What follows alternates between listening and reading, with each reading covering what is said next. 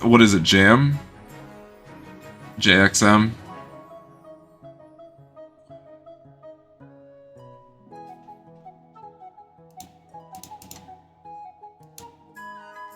Alright, well, I think we'll start right now.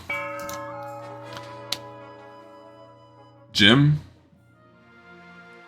Let's go. Alright, here we go. Let's do introductions first. Now that you're queen, your first duty is to meet with the Council of Nobles. Your nobles hail from all across the kingdom, the desolate east, the wealthy coast, and of course, the bleak march. I'll introduce us to the east first. An honor to finally make your acquaintance, your highness. May you escape the doom that befell your predecessor. A pleasure, your esteemed highness. I hope to see our kingdom prosper and grow wealthy under your reign. Hail and well met, your highness. Under your leadership, we'll whip this kingdom into shape, And with that, introductions are done. The council hall immediately fills with raised voices as the nobles argue with each other and demand your favor. You sigh and sit back. Is this what the council is like? No wonder your father told you to avoid the throne at all costs. Go coronation, we can get the first votes in. Your Majesty, I've scheduled your coronation to take place in a week's time. Shouldn't I be giving the orders now? Of course, your Majesty, but to delay any longer would make the nobles restless. And when nobles get restless, they take their daggers and look for the nearest back. Very well then. What must I do? As is tradition, the council will decide what happens at your coronation. Of course. Shall we call the nobles in? Alright. What are we doing?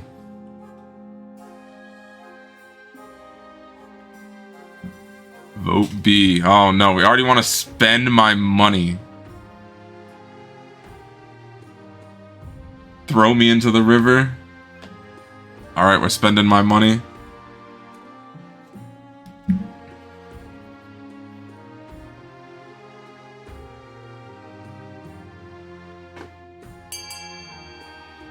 Alright, all in the vote. Majority have B. Invite foreign dignitaries and show off our wealth.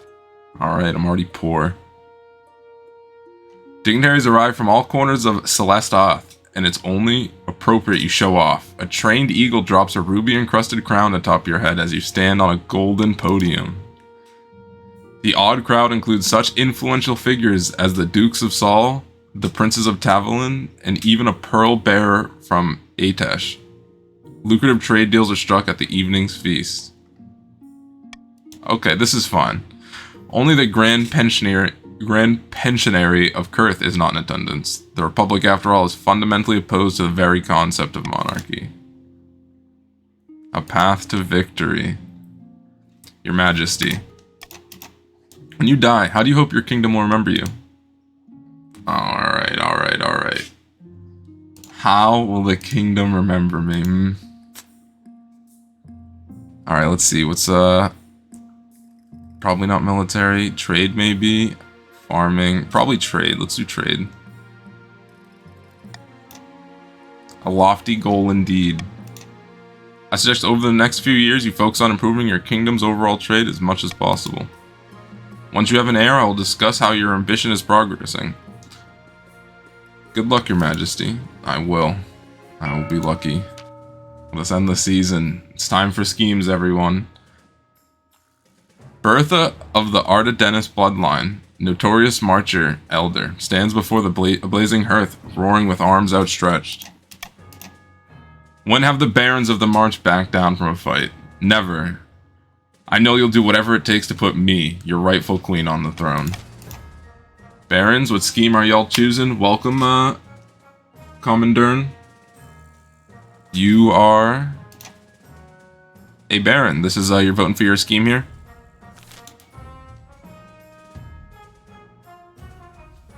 So what will y'all choose?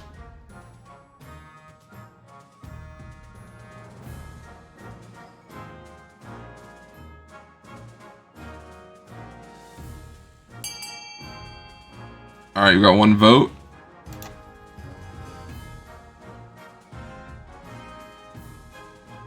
Command and Lady Frost Iron.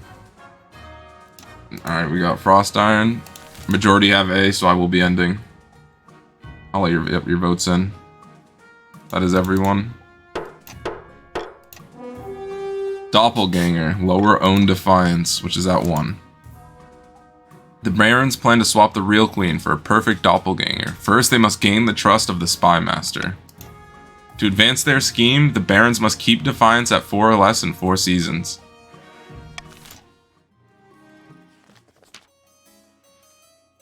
Sasha of the Steel 40k Dynasty, well-known Eastern enigma, leans delicately on a podium, sighing. My fellow counts, in ancient times the East was its very own proud kingdom. We can go back to those days of glory, but not while the false queen Keshara wears the crown. Alright, counts. Counts, you are Israel, Steel, and Sunny. What shall y'all choose?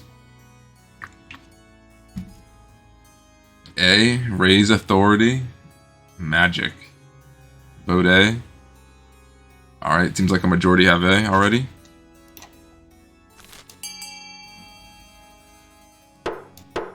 Sorcery. The counts plan to make a bargain with the wizard. These immortal spellcasters seldom get involved in political squabbles, but perhaps if the queen was considered a threat to their autonomy. To advance their scheme, the counts must raise authority to 5 or more in 2 seasons. Alright, done. Denari of the Xavius family, legendary coastal rapscallion, scribbles with a well-used quill on a hardwood desk, speaking calmly. Fellow patricians of the coast, my claim to the throne is far more legitimate than that of Queen Keshara. Something must be done. Alright. Katorian Xavius, what are y'all doing? A? Xavius, do you agree A? Alright, that is a steal, because that's exactly what I'm doing too. And I assume y'all already have it. The patricians plan to privatize this entire damn kingdom. First, they must build up their industry. To advance their scheme, the patricians must raise their trade to 5 or more in 4 seasons. Alright, everyone, chillin'. We got a bastard offshoot, a false pretender, and an embittered step-sibling. So Xavius is my step-sibling. Or their bloodline. Alright. I just wish Twitch chat... I think this is so interesting, but since you can just see what people vote in chat, I'm gonna go Golden Choice, obviously. A new trend, please. Is this new trend crabs? Please tell me it's crabs. Lord Patrician Katori Blueberry is here to see you, Your Majesty. He wants to sell you a crab. Of course he does. It's the latest trend along the coast, Your Majesty. The patricians had started keeping a species of jeweled crab as a fashionable pet. The creatures are so rare that one can sell for as much as a mansion. Very well, send them in. Thank you for seeing me, Your Majesty. I know the price is steep, but I assure you these crabs only go up in value. I'm buying a box of crabs. We're already poor, but I'm a fan. Petitioners from afar. Your Majesty, there is a petitioner here to see you. We're not exactly sure where she's from. What does she want? You'll see soon enough, Your Majesty. Greetings, Your Majesty. My name is Oreed. I have a proposition from you. Who are you exactly? I am but a humble ship's captain, once of great renown, but that was in a different time. Let's see. Tell me more about this proposition. 3 ships are docked in the harbor to the west. Their holds are packed to the gills with muskets and gunpowder, and they each boast a full battery of cannons. They are all yours in return for a small favor. And what is this favor? I only wish to stay in your kingdom, in this kingdom with your blessing and protection. I can show your soldiers how to use the weapons, of course, to avoid any incidents. Fine, call a vote. I'm immediately vetoing this one. Let's go, everyone. A or B, A or C? I smell gunpowder. Yep, I just didn't even want to... I know y'all probably wouldn't have went B, just didn't even want that to be a choice.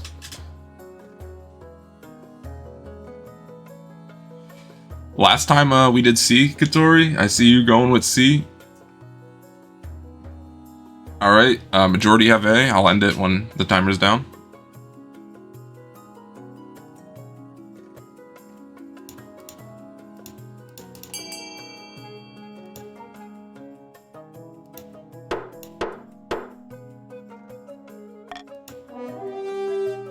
Provide safe harbor in exchange for muskets and training, I believe. Oread and her weapons prove most useful in the coming months. She and her crew train your officers as promised. Let's fucking go. Let's take out a loan and not pay it and smack whoever, I think it's KotC we take out loans from. Let's do it. Let's do it. As is tradition, each region offers a selection of elite guards. The counts with the Knights of the Order of the Drowned Rose. The patricians with champion gladiators from the arena, and the barons offer a squad of battle-hardened veteran soldiers. Unfortunately, we can't recruit the Marcher veterans. There's been a major scandal.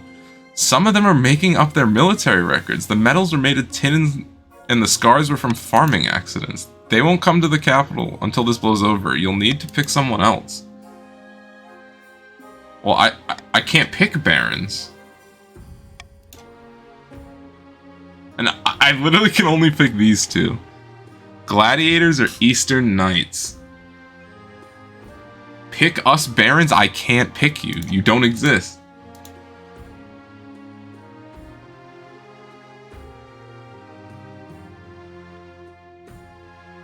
You know what? I want those oily gladiators. Give me them. The gladiators arrive in a few weeks. The men are bare-chested and the women underdressed, eager to show off their bodies as much as their weaponry. They gather behind your throne and begin oiling themselves up. Alright everyone, the auction, it's exclamation point, fund, the letter, and then how much you want to throw in. I will start auction now.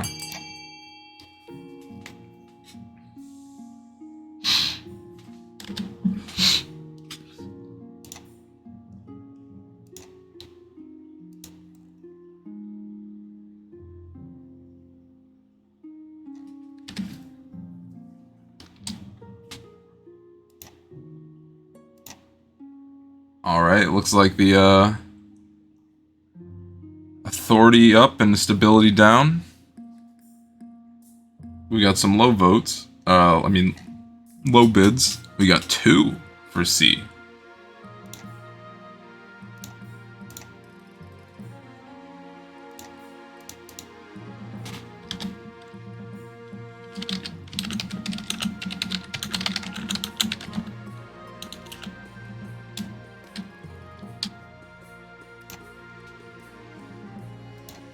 Alright.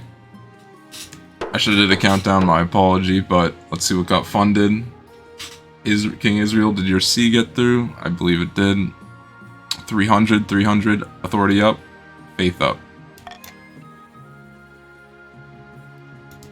Bankruptcy loans! Bring it here! Before your people show up and ask for them back and I say no. The treasury is almost empty, Your Highness. What do you suggest we do? Apart from raising taxes, we have precious few options. You could get a bank loan, sell off the crown jewels, or perhaps crack open some of your predecessors' tombs. Most would bury piles of gold, so I've heard. Wait, I think... oh, first of all, we're taking a loan, but... does this only upset the chiefs? I was told this upsets chiefs.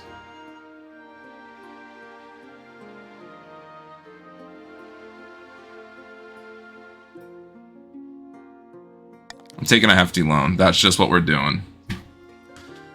The Bank of yes. The Bank of Salvinton Gaul operates from the fabulously wealthy Republic of KotC, all the way across the Western Sea. They assure you, however, they maintain total independence from the Republic. The banker they send takes your signature and has delicate hands and sharp teeth. He watches you put pen to paper, eyes glittering. You're making an excellent decision, Your Majesty. You shall pay us back 25% interest in 1 year. Not happening. Just letting you know, it's not happening at all.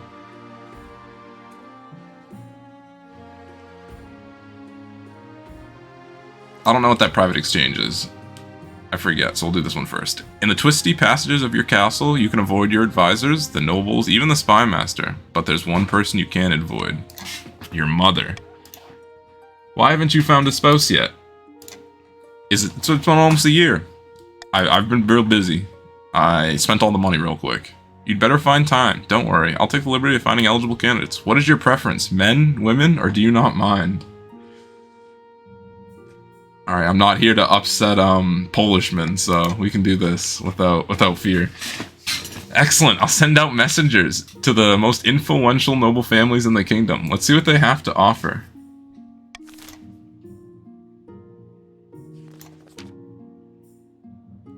The Kurth captain that you... Let's go! The Kurth captain that you allowed to stay in the capital, the one who trades weapons, she has been the cause of some concern. Oh, never mind.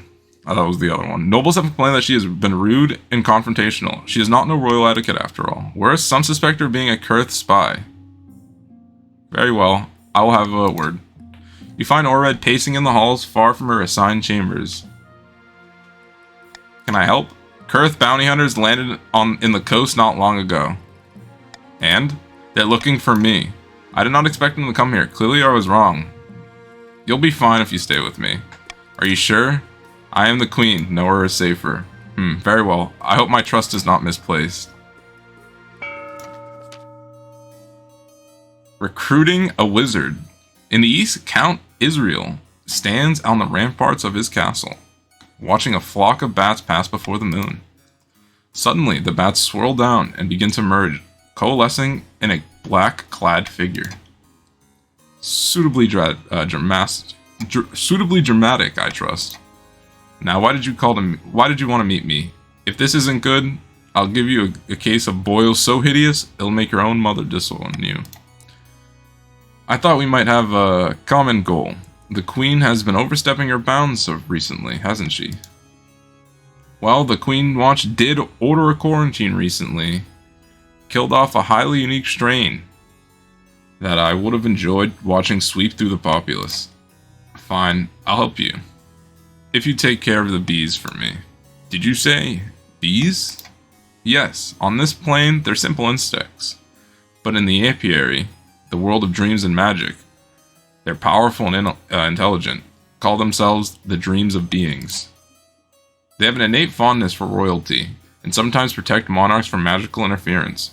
But they won't harm non-magical folk beyond the occasional sting, so you can deal with them. For the next stage of their scheme, the counts must lower all regions farming to 14 or less in 4 seasons. Patricians. Okay, hold on. What is this? Is this the lowest defiance? Have the lowest defiance in 2 seasons?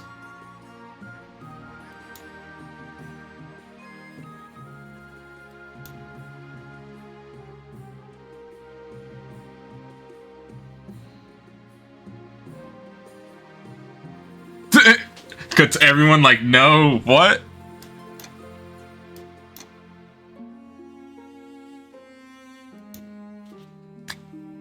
Because I want to lower their defiance and raise everyone else's. Why do you support them? I'm not really supporting them.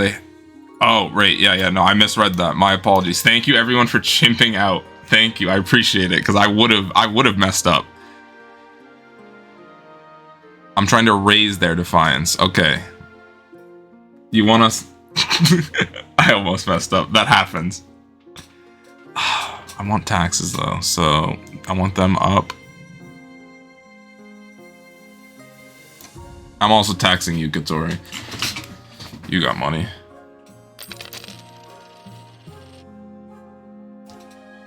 Defiance is now grumbling. Defiance is now cordial. What the fuck, Keshara? I want money. The futures of crabs are here. I'll protect you. Don't worry.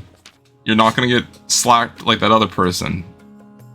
Damn, no! That's why. That's why I just taxed you, KotC. That is why.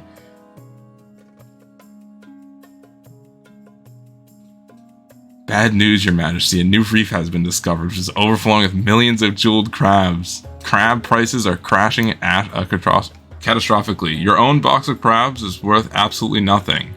How could this be? The entire kingdom is about to suffer financially, Your Majesty, especially the coast. Hundreds of fisheries and businesses will go bankrupt if we don't step in. Curiously, Lord Patrician KotC, the very same patrician who first began the crab craze, recently sold all his crabs at a huge profit just before the crash. KotC, that's why I just taxed you. God damn it. Curiously, Lord Patrician KotC Blueberry, the very same patrician... Oh, I already read that. You summon your council to discuss the crab crisis. Many nobles have invested heavily in the crab market, and they are casting furious glances over at the patrician benches.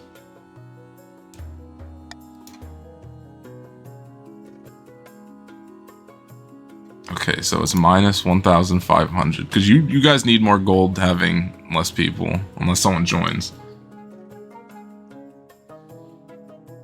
Trade up.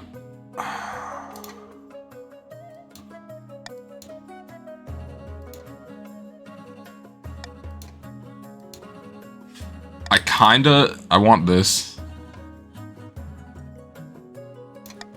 So I'll golden choice it.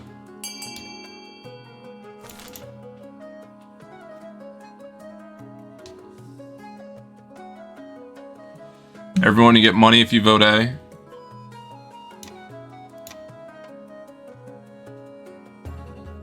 The barons desperately need this money.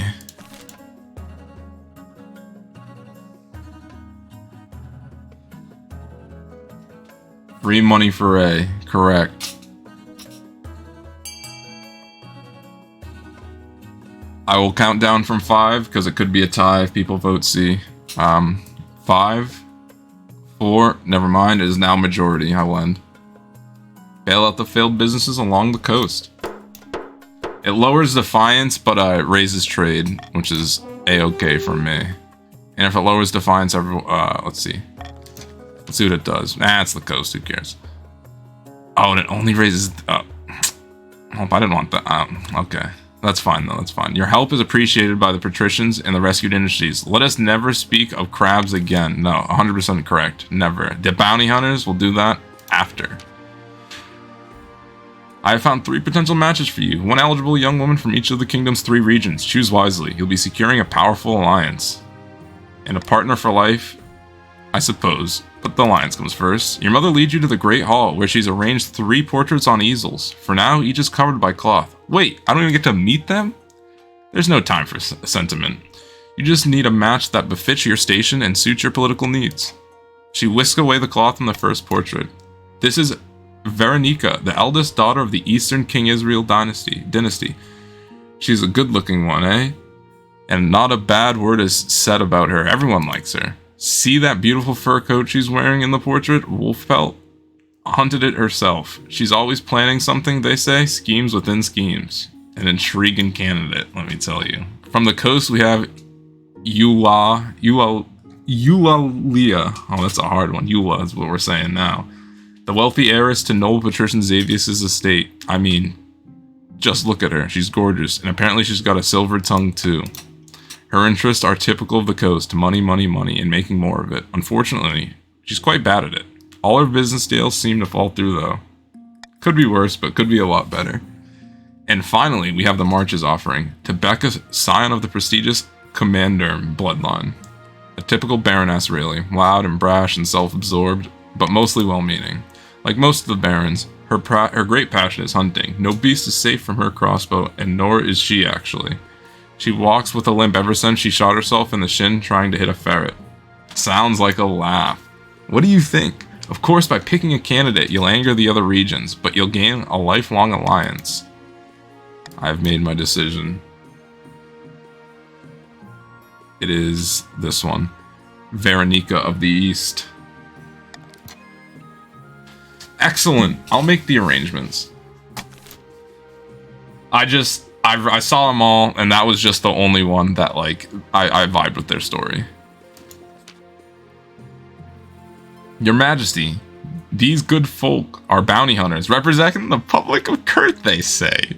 Queen Archara, we greet you humbly. How may I help you? We are searching for someone, a fugitive, you might say. Last we heard, she went by the name Oreed. I'm afraid She is under my protection. As we feared, still, perhaps we can work out a deal. The Grand Pensionary of Kurth is offering a large bounty for the return of this woman. And we are sure that an esteemed queen such as yourself will not risk drawing Kurth's ire. As a proof of our goodwill, we will even allow you to keep the firearms that were stolen.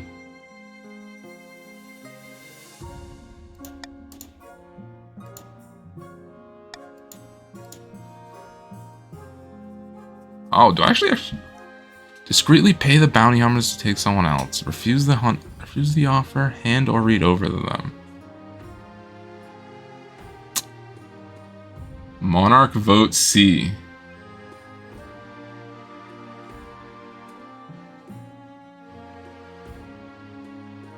I'm just gonna let y'all do this. I don't know. Y'all do what you want. Katori with C. I'm assuming Israel with C as well. Yep. Xavius with C. Steel with C. One more C vote and it's a majority.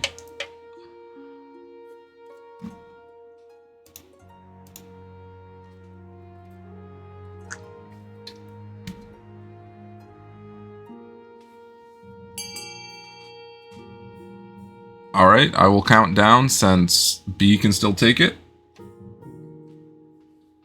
5, 4, 3, 2, 1. Alright. No one has voted.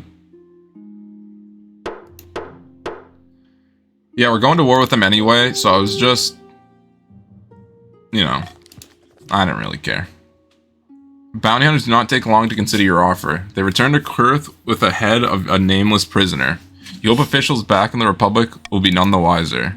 Oriel decides to stay in the kingdom, offering her advisory services to your navy as payment for sparing her. No, you were right. I should have Monarch's vote. See, that was dumb of me. Because it raised military, and that's what we need. Oof. Oof. Alright, I need some advice, my nobles. Call for Unity or Iron Choice. And what do I switch it out for? Iron? Do I switch it out for Monarchs, you think? Or Monarchs, Monarchs vote. Unity. Welcome, Ship of the Corgo. Exclamation mark join. Your pronouns to join the game.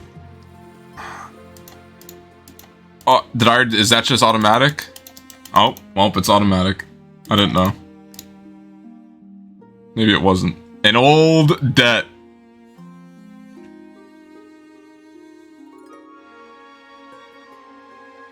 Ship, I'm assuming you're in of course, because, you know, this game just fills people wherever it wants. You are on the counts. And I guarantee when someone else joins, they'll also be on the counts or the barons.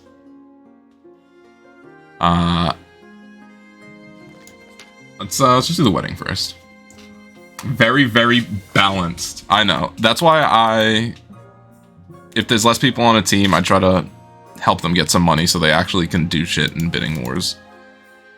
Your wedding to Veronica is, naturally, the talk of the kingdom. Nobles and peasants alike travel from across the realm to attend. For a week and a day, the capital is one giant party. It feels like you're the only one not taking part. Instead, you're getting ready for the ceremony. Soon enough, you're standing in St. Bertrand's Cathedral with Veronica at your side. Do you take this woman as your lawfully wedded wife? I do. Then I pronounce you queen and wife. After the wedding, of course, there's a feast, and after the feast, a dance. Your new wife, Veronica, laps up the attention, delivering a witty speech in which she flatters you outrageously. Stability up, authority up, defiance down. That's what we like to see right here. There's gonna just go... That one's probably not gonna... Oh, I skipped by accident. You danced so very beautifully. It was such a wonderful day, wasn't it? Agree with her. You endure a long conversation in which Veronica seems determined to flatter you relentlessly and agree with everything you say. By night's end, you still don't know who Veronica really is. Her past personality is concealed beneath 100 layers of etiquette. You go to your separate bedchambers, still strangers. A special surprise. Though it's been a long day of council sessions, you stop by Oreed's quarters before retiring from the night. The Chancellor mentioned that she wanted to see you. Inside, you're met by a peculiar sight. She laid out a table with expensive food. A bottle of wine cools in an ice bucket. Candles flicker in the darkness. Your luminance.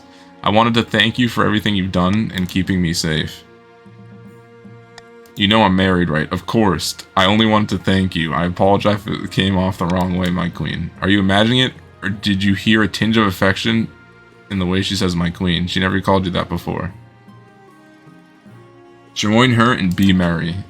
You enjoy a night of good wine and questionable food. She tells you stories of far away, mist-laden Kurth, her former life as a senator, and her escapades as an outlaw. To tell you the truth, my crime against Kurth were more than I initially let on. If I had succeeded, you might have called it a coup. But the Republic is not what it once was. I was young and headstrong. I understand, you want to change things. Yes, that's me in a nutshell, always aiming high. She glides closer to you, her wine-speckled lips glistening in the candlelight. A stray hand creeps behind your shoulder. Never stop aiming high. She leans in, eyes fluttering. Draw her in for a passionate kiss. You lose yourself in her embrace. Suddenly, you forget your crown, your responsibilities, your whole kingdom. All that matters is her. Bah, you know, y'all just saw what happened with, like, the person I just married. It didn't go well. I'm sorry, I shouldn't have done that. You are wed and I want to be with you. But you are wed to Veronica. I refuse to play second fiddle to anyone, even you. I don't care, I'll get a divorce. You will? She looks uncharacteristically timid for a moment, then embraces you. Let us spend the night together and celebrate a little longer. There'll be a lot to straighten out in the coming months. You do so gladly. Wine-fueled, laughter-ridden night ensues. Oh, a wine-fueled, laughter-ridden night ensues. You wake up the next morning with a splitting headache. Oreed's strong arms wrap around you. Well, get the guns ready, everyone. An old debt. How do you expect me to take this seriously, you crack-brained simpleton? Shut your daft mouth and give me what I am owed, you honorless dog. What in the seven hells is going on? The pimple-headed lackwit expects me to pay him a huge quantity of gold just because their great-great-grandfather beat my great-great-grandfather in a foot race once. A debt owed is a debt owed, is it not? Your Serene Highness, I only recently discovered this debt while combing through my ancestors' journal. Honor dictates that Count Corgo is liable for his ancestors' debt. By Zenya's ashes, this is ludicrous. I demand we put this to a vote. We will. You're right, I should have called for unity. God damn it. Defiance. Well, y'all vote. Do what you want. See your troll. +2 centuries of interest! I agree with C now. All vote C.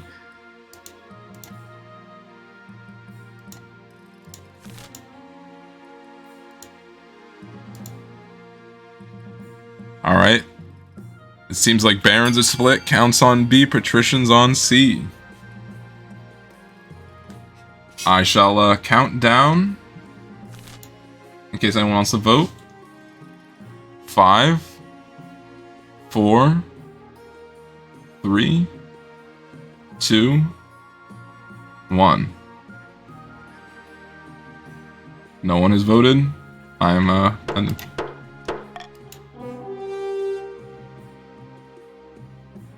cancel the debt. It's too old. Don't matter. How exquisite. I'm glad the council sees reason in this matter. A debt is a debt. Does no one care about honor anymore? End season. Seeking I can't even read that word. Deep in the forest of the march, Baron Commander has gone boar hunting with a few of his close friends. Fate is against us, friend. We have failed to win the Spy Master's trust, and she still watches us with an eagle's eye. How goes the search for a lookalike? Not well. I'm still looking. The best I found is a peasant with the wrong-shaped nose, wrong-colored eyes, and a wooden leg. Don't let that discourage you. Keep searching. Our doppelganger is out there. I'm sure of it. The Baron's aim is lower defiance to 4 or less. Is lower their defiance to 4 or less. It is. I must have misread that. In a dingy seaside tavern, 2 patricians of the coast meet to plot their scheme. The only 2. The coast economy has never been better. We're making more money than I know what to do with. Money breeds money. I made a series of investments to improve our profits even more. But what will we do with the rest of this gold? Time to start buying things, of course. Land, roads, bridges. We'll buy up the whole kingdom, piece by piece. But first, the queen must be in desperate need of our gold. To advance their scheme, the patricians must lower the treasury to 1,500 and less or 2 seasons. Alright, so we gotta get this up.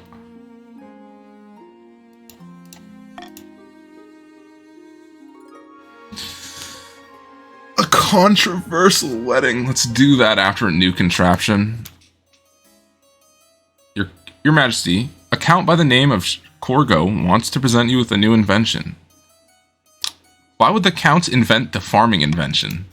Your Majesty, we are entering a modern age, a more humane age. Oh, execution. Yet box execution are commonplace. Decapitations where the head doesn't come off or hangs where it does. No more. Behold, a merciful machine for removing heads, quickly and painlessly. I call it the Corgo. He swishes away a cloth to reveal a huge machine of iron and wood. It has a hole for someone's head to go, a heavy blade dangling ominously above it. The sight sends a chill down your spine.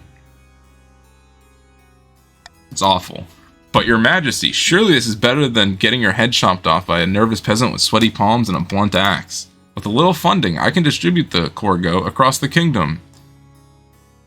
This is an abomination, get it out. We ain't getting no funding.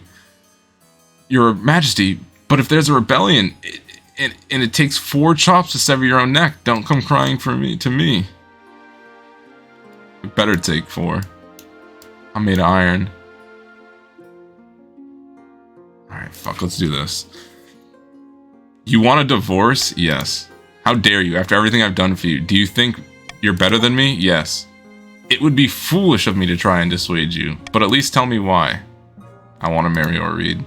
I should have known that she had her claws in you. Weeks later, you have the enviable job of informing the nobles that you plan to elope. What is it, Your Majesty? It's not long until my afternoon nap. I'm divorcing... Oh. Barons go up? That's fine. I'm divorcing Veronica and marrying Reed. You're doing what? Reed stands behind you, brandishing her flintlock pistol with exaggerated movements. I'm sorry, Baron Dennis. Do you have a problem with this arrangement? But Your Majesty, she's from Kurth. Those bastards don't even believe in monarchy. I still think she's a spy, personally. That's fair. Sonny, you can have that opinion. Despite your nobles' protests, your mother is able to persuade the Archbishop to go along with the ceremony. It is not long before you find yourself back in St. Bertrand's Cathedral with Reed by your side. Do you take this woman to be your lawfully wedded wife? Again? I do. Then I pronounce you queen and wife. Once you're finally alone, Reed cracks out another bottle of wine. Where does she keep getting those? You wonder if she's been at your stash. So passes another night of raucous laughter and drunken escapades. Part of you wishes it could go on forever, but the kingdom won't run itself. Why can't you decline? I don't know. I wouldn't though. An infestation of crawlers. Your August Majesty, our mutual friend Count Steele has discovered a nest of crawlers on attractive eastern farmland. Naturally, we patricians recommended he fill the tunnels immediately, lest they spread to other regions and endanger our crops. But Steel 40K refuses to do so. Serfs have gone missing, Your Majesty. These crawlers are much more dangerous than they appear. Legends speak of crawlers living in great cities beneath the soil, taking the weak to be consumed. We should leave the land to them. They're not to be trifled with. Assemble the council. Thank you, Your esteemed highness.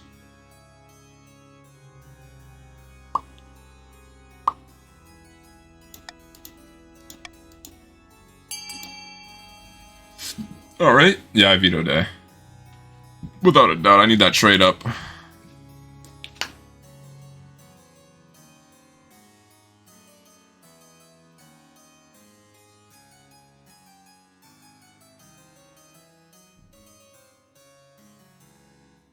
Alright, seems like we got 4 votes on C.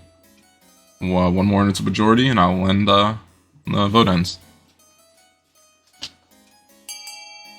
Alright, they can still be taken by B. I will count down. 5, 4, 3, 2, 1. Alright, no one voted. I'm ending.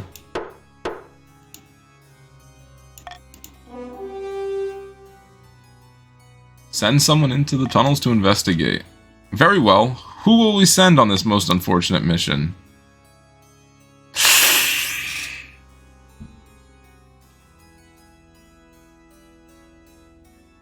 Full faith in the East. By the blood of the dead, Your Majesty, we'll sort this out. Just you watch. I hope it was worth it. It was. You hear word that the soldiers make it inside the tunnels at least, but you won't hear from them again until they make it out, if they make it out. As you wait more, the peasants... Oh, fuck. As you wait, more and more peasants go missing down the mysterious tunnels.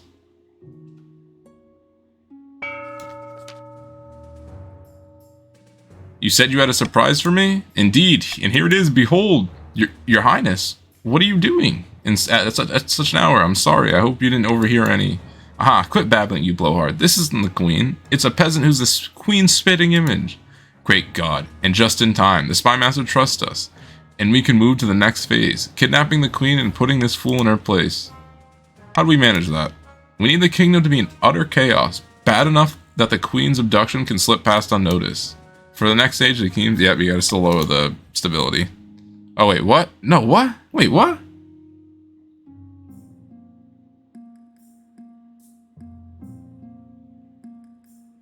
What? Okay, anyway, I'm starting the auction, exclamation point, fun, letter, how much you want to do. Here's everyone's money. Starting auction, now.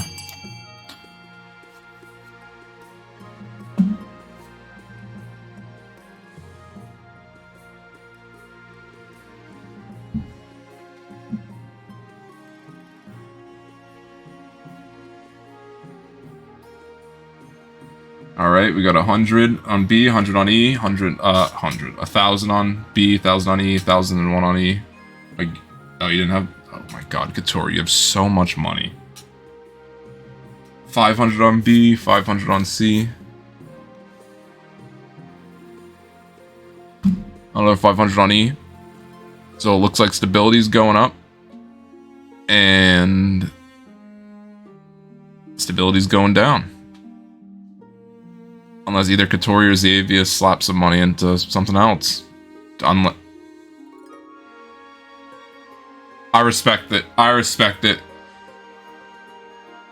I need the... KotC, I saw you. I saw you slap all your money into A. I really appreciate that. I'll remember that. Alright, and that's... stability down, stability up. About your heir. Your marriage to Ori has leaped from strength to strength over the past few months. Truly, you found your soulmate, and every day you count your blessings. It's high time you think about an heir. Well, you're finally married. I'm very happy, thank you. Your happiness isn't important as fulfilling your duty to the kingdom, but I'm glad you found a way to have both. You've done well so far, but something's still missing, an heir. You need someone young, whose loyalty is assured. A child of your own would do the trick, even if they are a bastard, or the youngest of your many cousins. My wife and I will have a child together. Ah, the traditional method. No one will object to that. I'll arrange for you to take a month off from ruling so you can get down to business. I ain't paying back shit, so we'll do that after. Your Majesty, it has come to my attention that across the kingdom there are all manners of roads, bridges, walls, and canals. And what do they all have in common? Most of them are crumbling, and the upkeep costs an arm and a leg, am I right? And yet, they make you no money. I'm willing to take them off your hands, saving you the cost of upkeep and paying you handsomely in return. Ask your treasurer. It makes perfect financial sense. I won't sell a single damn brick. At this rate, Your Majesty, we may have to sell the lot. The treasury's not exactly looking healthy, and this would be a welcome cash injection. I can't work out why the patricians would be this helpful, because that's a spy master's job, not yours. It's suspicious. Perhaps we should call a council vote.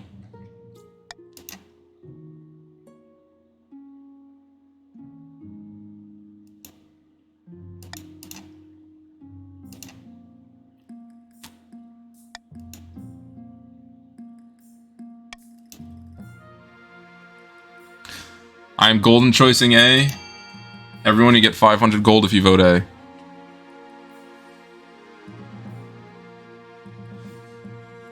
Xavier's voting C. That's fair.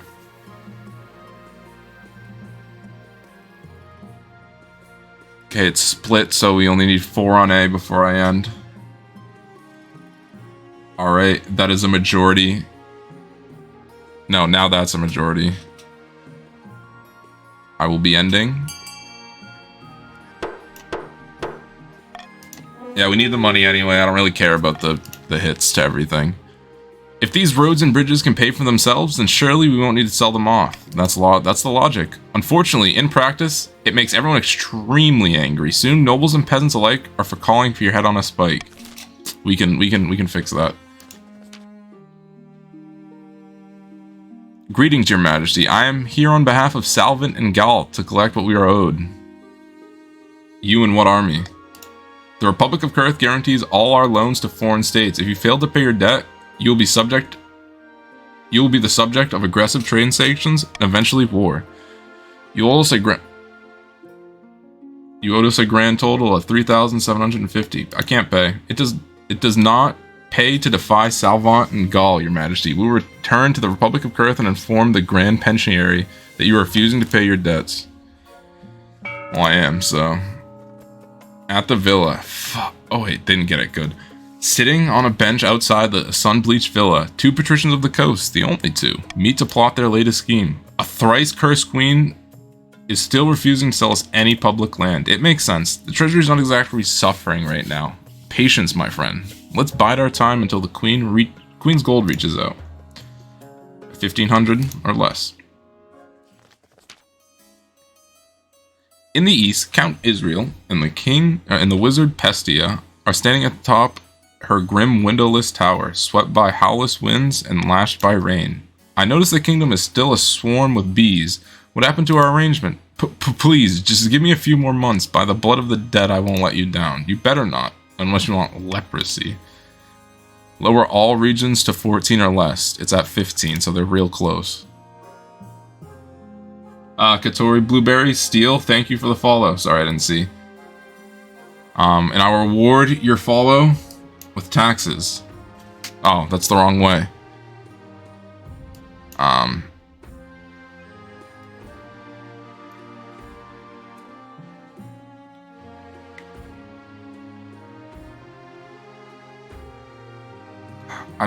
I think I need to do that.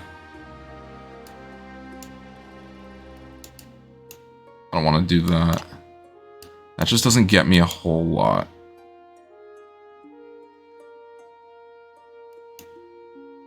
I'm gonna have to... Fuck, I really need the money. Denise, they will rebel the first chance they get. How much money do y'all have? Okay, so it won't go to complete waste. Fuck, alright, fine.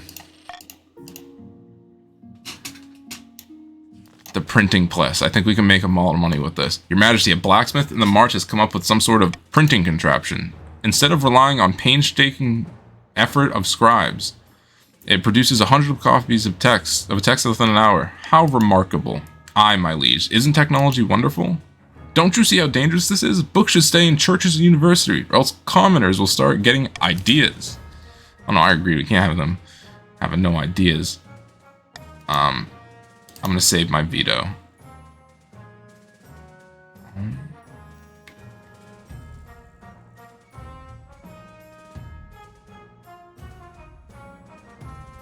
Whose will this?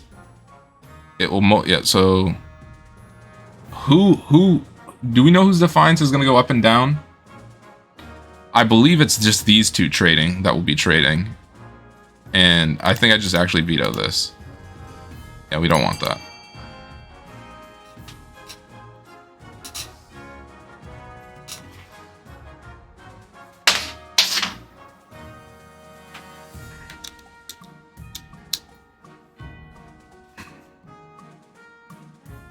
I should have golden choiced C, but that's fine.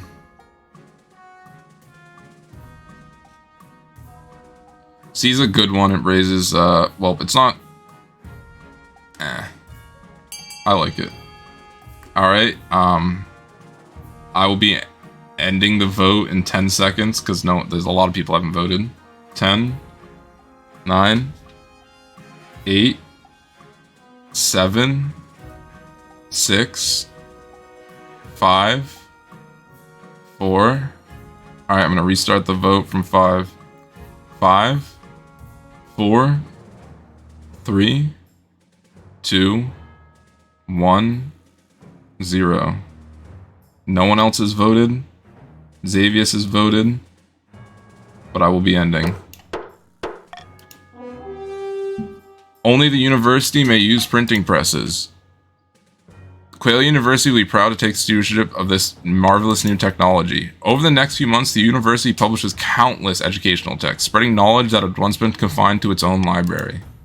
It proves as an immense boon to trade and farming, as the common folk learn to advance techniques for increasing crop and mining yields. That's beautiful for trade. Unfortunately, Quail University also publishes a few histories of the kingdom that don't paint the monarchy in a flattering light. That's fine. We needed that trade boost for this specifically. That's fine. Like, we can take that hit. Oh, can I? What do I need to complete my thing? Like, what's the minimum number? Your Majesty, the Republic of Kurth has levied extreme trade sanctions against us for our perceived crimes. They are perceived crimes against them. Notably, your inability to pay your loan. Fuck off. Oh, we don't need Kurth. They're our biggest trade partner, Your Majesty. Our economy is basically on fire now. That's for the council to decide. Kurth must also be suffering from this, but we can't afford to wait them out. Our people will soon run out of basic necessities. Oh, alright.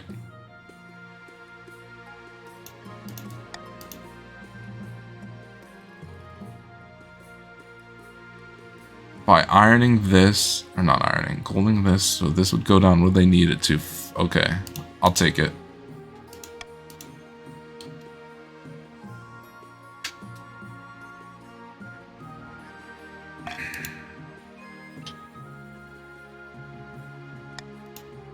Alright, everyone, you get money if you vote B.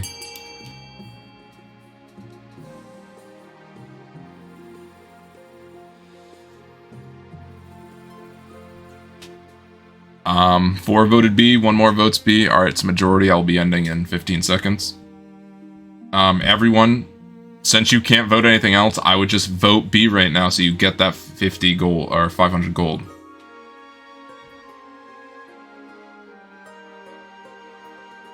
Three people have not voted. Every single count hasn't voted besides, Israel. I thought it used to show the symbol here. Alright, I am ending the vote.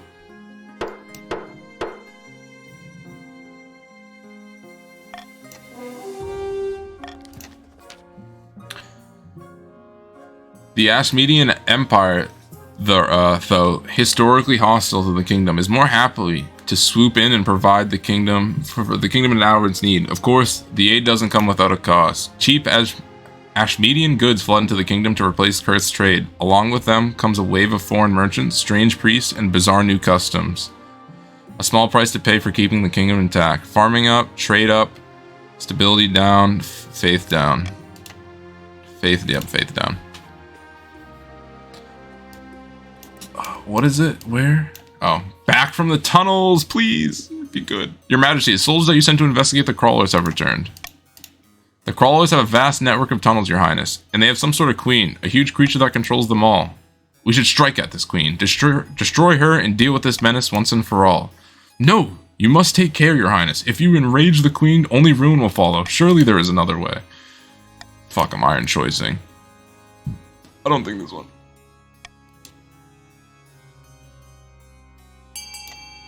I'm iron choicing C. I need my allies for this war. I need the crawler queen ally.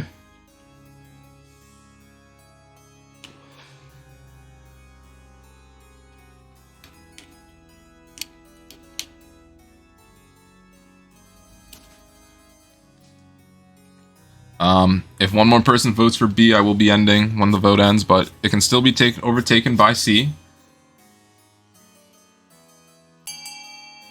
Israel, I didn't cheat. Your daughter was just so blah. It was for love. It really was. Okay, I'm gonna count down from 5. And I won the vote. 5, 4, 3, 2, 1. Alright, I'm ending the vote. Fill the tunnels with burning oil. Godspeed, brave warriors. You employ the finest craftspeople in the East to produce burning oil to be tipped into the tunnels. Only a small force of coastal warriors are sent to the crawl fields to perform the deed. I'm gonna get XCOM'd. Oh, no, I didn't.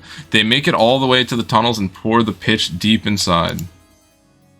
Is it working? Please, please, please. Yes! Sure enough, the oil lights up the tunnel like the color of the sun. The crawlers are sent fleeing in terror from the fire. Jubilant celebrations break out across the east. The enemy has been vanquished. Okay. Welcome, Zweifreund. You are on... I told you. I told everyone. It was gonna be another count for just some reason.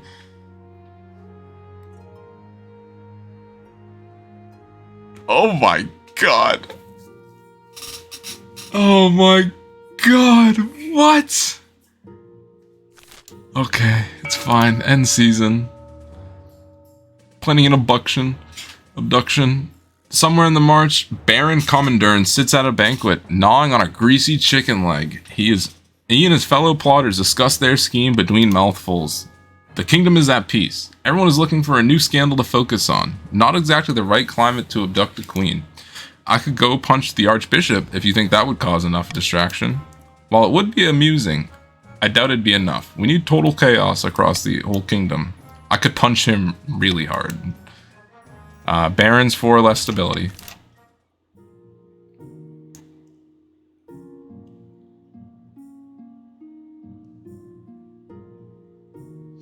I can't do this because people will just...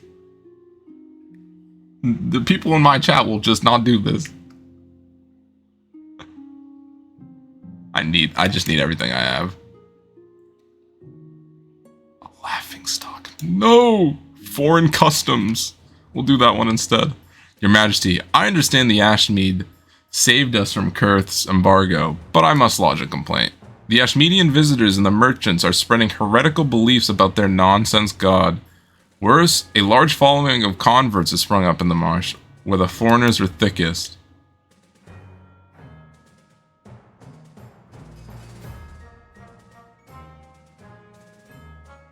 What a tragedy that I need that. Polishman is here? Polishman, welcome. You are on Katori Xavius' team. This is my first stream team right here. Let's call the count. Let's call the council. And I'm iron choicing.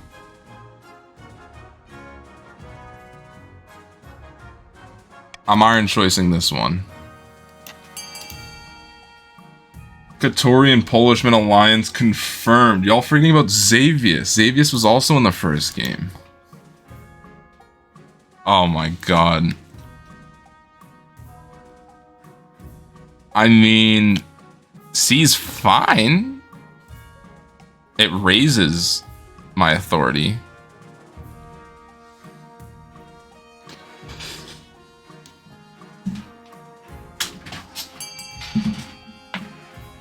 Alright, oh, nope, it's 11 people, so majority 6. I will be ending the vote in 5 seconds. 5, 4, 3, 2, 1. No one has voted.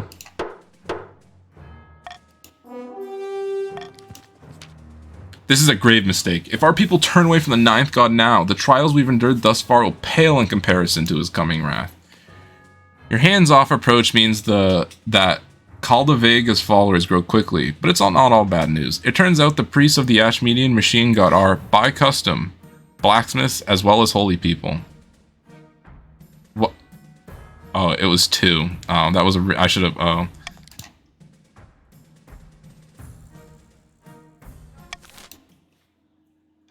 At least everything else is good.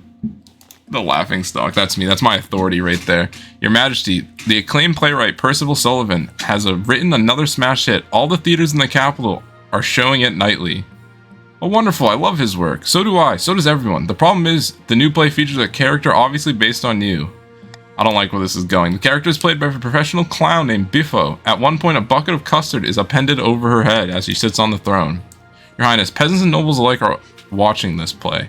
Theaters are packed. You must put a stop to it. You simply cannot be known as Queen Biffo.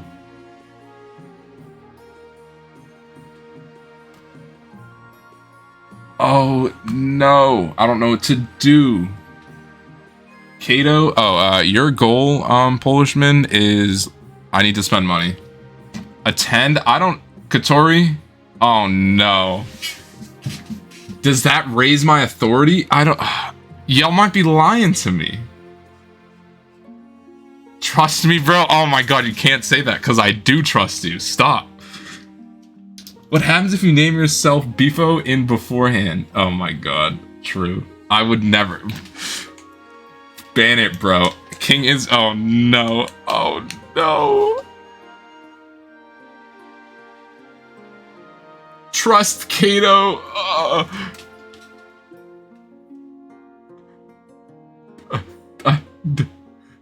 Attend. Raise authority. Oh, attend. Okay, everyone's saying attend. I'll do that. A shocked silence falls in the theater as heralds announce your arrival. You wave from the royal box as actors stare at you, clearly horrified. 100% don't die plan.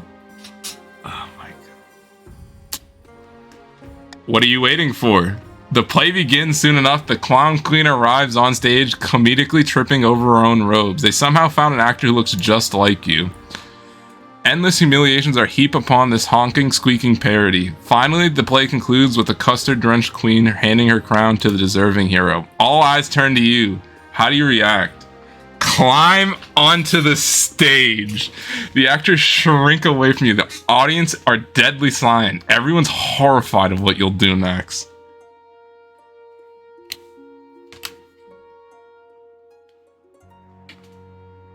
Oh my god, I don't know. I feel like both are good. I feel like both are good. Be nice. Arrest. Kill, destroy. Yes! Fine trade, fine trade. I'll give the barons some help for that. Oh my god. The palace watch wade into the audience, grabbing people and binding their hands behind their backs. Several escape through the windows, but soon enough you have hundreds under arrest. After that, the play is never shown again. You're forced to expand your dungeon significantly. That's fine by me. A-okay. Polishman, I appreciate it. Thank you for calling me the best king of the castle streamer. We need to spread fear, your highness. You know what? We're doing it. Sanctuary. Oh my lord.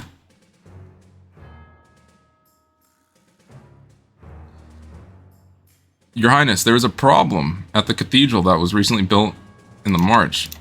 A dangerous outlaw by the name of Baby Breath McAllister was fleeing from the sheriff and peasant militia after a decade-long crime spree. We're finally on the verge of catching him. But just before he's caught, he dives into the cathedral and proclaims sanctuary. According to the law, we can't arrest him on holy ground. The audacity of Baby Breath McAllister to invoke holiness.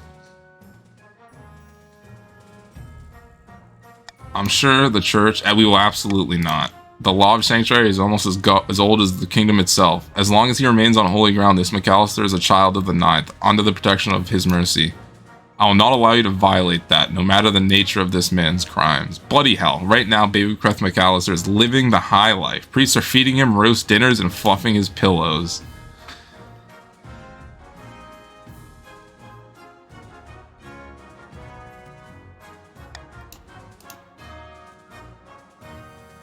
Okay, that's the second. Everyone's at second.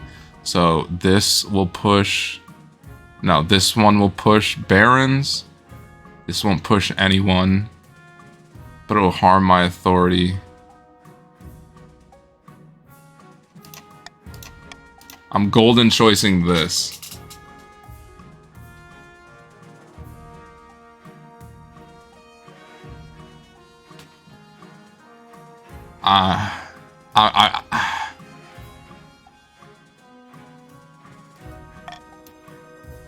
Veto A or B? I'm not. Oh no.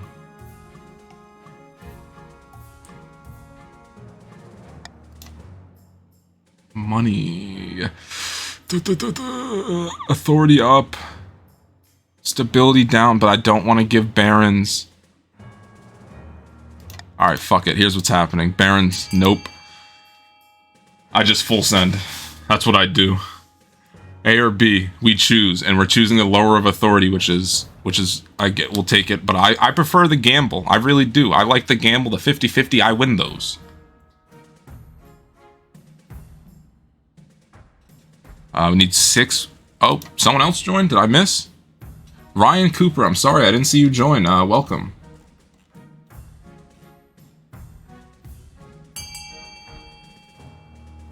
You're on the... Of course you're on the counts, because this is a fair game.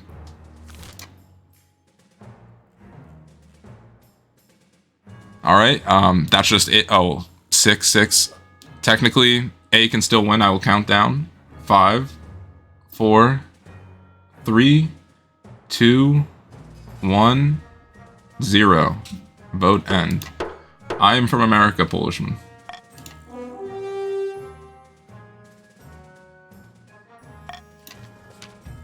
No! Please don't lower authority! Well, at least we won't have to worry about Baby Breath McAllister anymore. Oh, that's completely fine with me. Centuries of tradition thrown out the window, all for someone named Baby Breath McAllister. I suppose it could be worse. However, the priests at the cathedral proved unwilling to allow sanctuary to be violated once more. They smuggled Baby Breath out of the dead of the night and set him free. He takes up crime once more with renewed vigor. The kingdom quakes in the grip of Baby Breath McAllister's reign and tether. Meanwhile, some of the nobles whispered, perhaps your reign is growing tiresome. Fuck. So that just really did what I not wanted it to do. That was... from the East Coast. Polishman. The kingdom on the brink of chaos is perfect. We have time to strike. We have to strike. What do you intend for us to do? Swoop in and kidnap the queen in full view of the honor guard and the palace watch? No, of course not. But we need to use the chaos to our advantage. We have 2 options. Honestly, it could go A or B because your defiance is high, but lowering your own farming is also the goals of the counts. Boston Enjoyer. What are you trying to say, Katori? Are you trying to say I have an accent?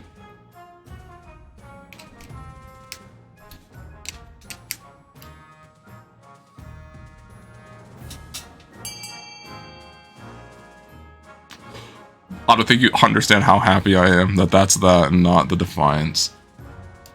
Is that a majority? I think that's everyone, yeah. You know, sometimes there are 12 people in the game, but only 3 people on 2 of the teams. If the march is gripped with famine, we can convince the queen to come down and visit us, kiss babies, and hand out bread, that sort of thing. That's when we strike. One queen rides down the march, the other one rides home. Huzzah! What about our citizens? Won't they starve? The folk of the march are made of sterner stuff than that. They'll survive on boiled beets and nettle soup. For the final stage of this game, 5 or less. I can work with that, though. Is my heir gonna pop up? Your heir, thank you. Your quest for an heir is finally complete. You stand before the council, holding a small child in your arm. The council hall is filled with nervous silence. My daughter. As the assembled nobles break into polite applause by designating an heir, you cemented the stability of the kingdom. Your Grace, may I be the first to congratulate you on the birth of your daughter. What is her name? Keshara II. Most pleasing, Your Grace. I'm sure little Keshara II will be a chip off the old block. Thank you, Ryan. Okay, I just need to fulfill my ambition. I think this helps. This will help either authority or stability. A blood red comet was spotted in the night sky. Over the coast, Your August Majesty. The citizens are claiming it as a terrible omen. The common folk are on the verge of a panic. Is there anything that I can do? Fuck. Someone say anything? Okay. I am a gambler, so that 15%. Does the queen have a wife or not? I married Polish. I married Oreed, the person who comes and gives you gunpowder and like the boats, and we kept them here, and I married them. The common folk are on the verge of a panic. I'll take a... I can't take a stability hit. Oh! 25% gamble! The priests of the church preach that the comet is actually a good omen due to a new interpretation of an obscure cluster of stars. Fortunately, the church is trusted enough in the coast that the peasants believe their pastor. The comet is celebrated as a sign of the ninth god's favor.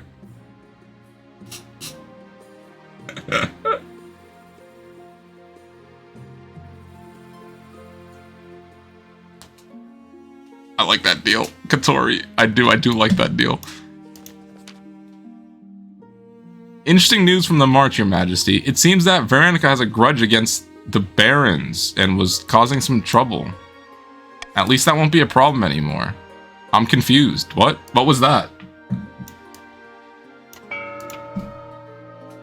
Okay, everyone, it's exclamation point fund, letter, amount. Here's everyone's, I'll leave it over here. I think this is most everyone's money. If you're not here, you have 1,000 gold. So I will be starting the auction now.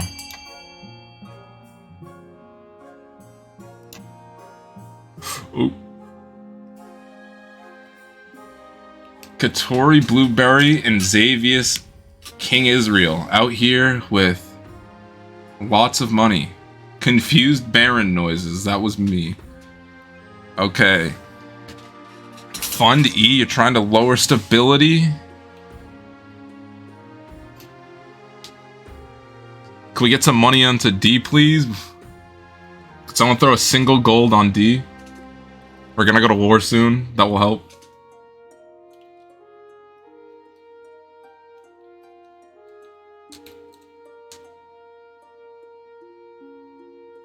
Okay, we got D and E. We got D and C. We got D and A. We got E and A. We got E and F. Katori, I think, just threw all that money. Out here saying they're gonna help me. Oh no, King Israel threw the authority down. Your ambition. At the start of your reign, you said you want to be the architect of a new golden age. You succeeded on that front. The kingdom has never been more prosperous. Well done, Your Majesty. But to shut down your noble schemes for good, we need to build on that reputation. Your advisors have some ideas. Have you heard of the Scepter of Sages? It is an ancient lost artifact forged by Queen Alma the Wise.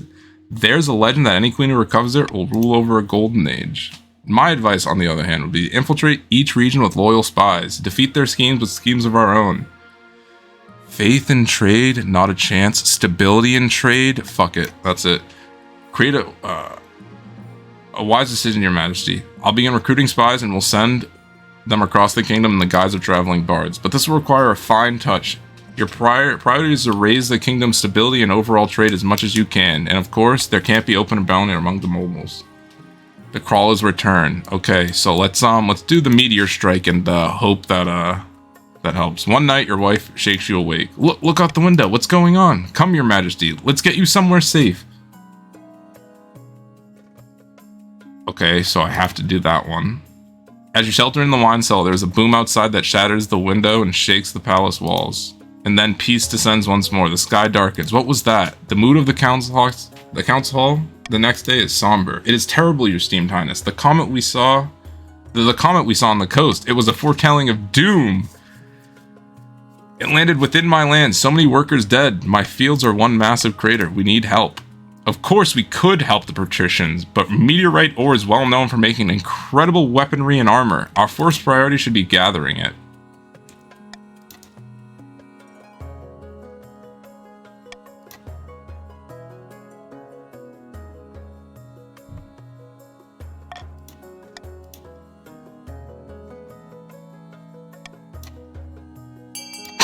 All right, everyone. There's only one choice.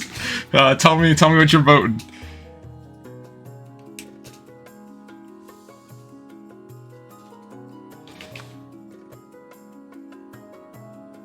Archara, what's up, Polishman? Archara, when you choose to be man, when the time comes. Archara, what the fuck? I need authority up. You I don't know why you threw so much money to lower authority. I'd be like the rebellion's about to start for red team.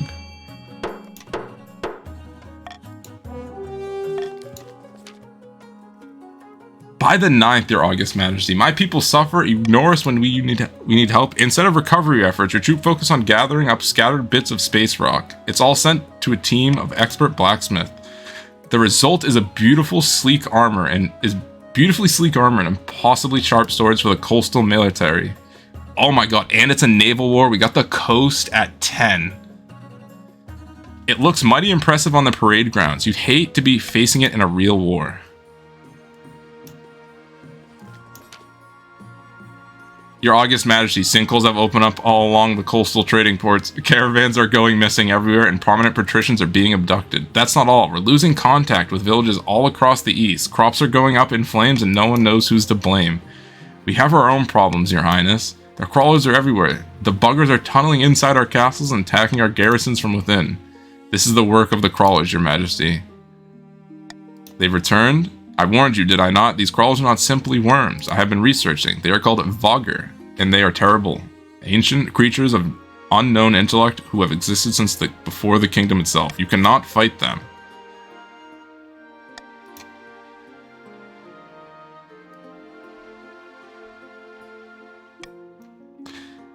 Money for everyone.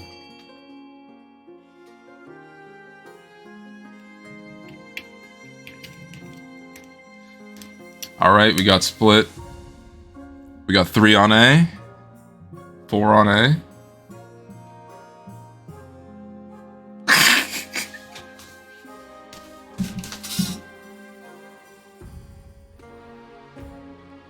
I love reading your comments, Polish, but... Alright, that's it. 6. 6. I mean, technically, people could vote for C, but I'm fairly certain we have an inactive. But I will still count down. 5, 4, 3, 2, 1.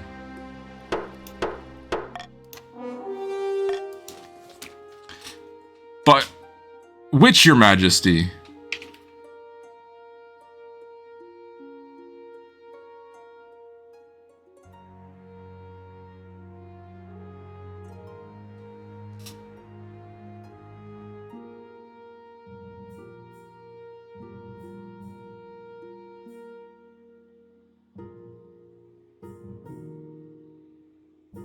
Oh my god. This is all miserable.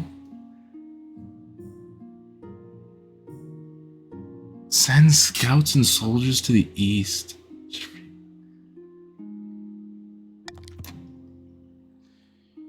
You divert forces to the east, hoping to reestablish control before moving to the other regions. It takes time, but you regain some semblance of order. Oh my god. This is horrendous. But other regions suffer. Accusations of favoritism and neglect are freely bandied by the council. The crawlers eventually disappear, practically overnight, leaving you even more confused than before. You're left with a devastated kingdom and very unhappy subjects.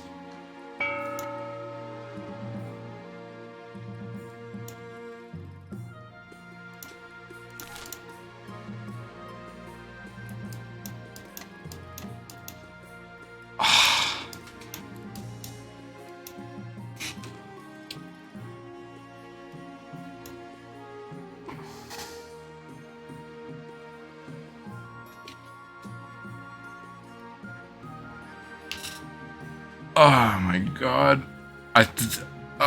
This is horrible. I think this is... because I just can't afford to bribe. I can't afford to bribe Red. I would if I could. I can't.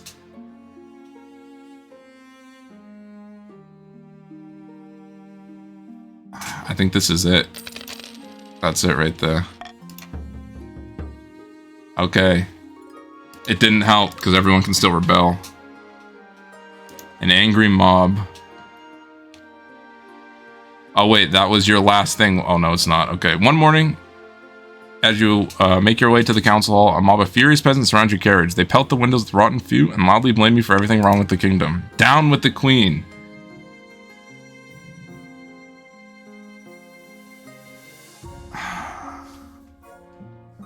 I poke my head out at these.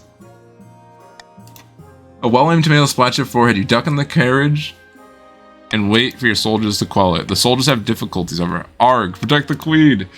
His words are cut off as he's dragged from his horse and beaten into a fine pace. The growing mob surrounds your stagecoach and begins rocking it back and forth. Your Majesty, make a break for it before they tip the carriage over. We'll stay here and hold them off.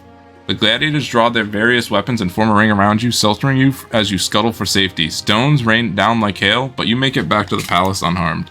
This is an outrage, Your Majesty. First riots, looting in the capital, and now an attack on your royal person. Our realm is on the verge of collapse. People are afraid. The rule of law is broken down. The peasants are demanding higher wages and more rights. Yes, but we obviously can't allow that, so what should we do?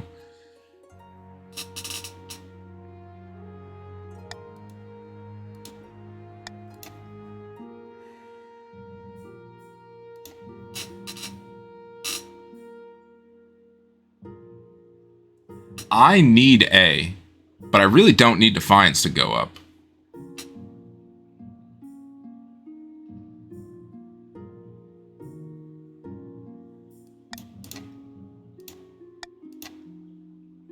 All right.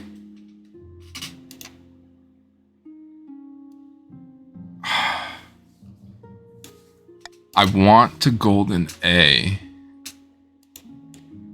but I might iron choice B in case people go it. Then golden money. Trade down, Defiance up.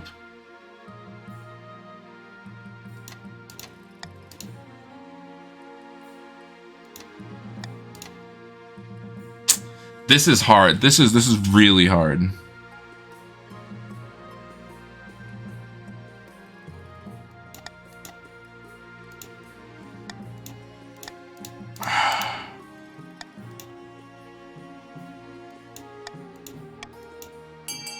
All right, 500 if you vote A.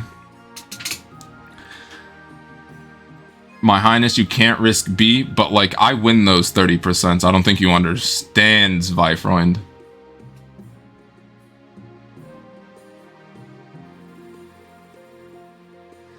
I don't know why people are taking the bribes. Everyone has money. Like I'm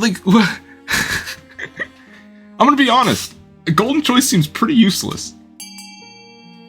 Right at this point, not in the early game, but all right, that's a majority ending.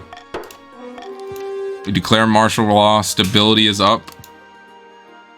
Trade goes down everywhere by 2. Defiance fucking skyrockets. I'm sorry. I probably should have read that. I was just a little bit. I should have read it. No, I should have read it. My bad. I'm just trying to get through these. Hopefully get some stuff up before people start rebelling like that. All according to plan. Let me show you, Your Majesty. Your spy master takes you through a secret passage in your own private office. You emerge into a hidden chamber where a number of hooded figures are waiting. These are my agents. They can blend into a crowd effortlessly, as they can slip a knife between a traitor's ribs. How can I be sure of that? I've been very careful in my selection. You can rely on these agents. Soon they will infiltrate the courts of all nobles on your council, disguised as traveling bards. One of the spies tosses aside her cloak, revealing a lute, the colorful costume of troubadour, with a charm and flattery that worm their way into nobles' hearts and minds. Then we'll have a spy master, the likes of which the world has never seen. I hope it to make even the Gaunt of Tavalian look like rank amateurs. They will learn to fear me. Indeed, Your Majesty. As week passes, you hear more news. Your spy master arrives in your news with tiny scrolls, small as a cherry stem, clutched between 2 fingers. This is a message from one of our agents in the field, Your Majesty. I sent her to Count Zweifreund's castle, disguised as a bard, with a flute at the ready. Open it. Of course.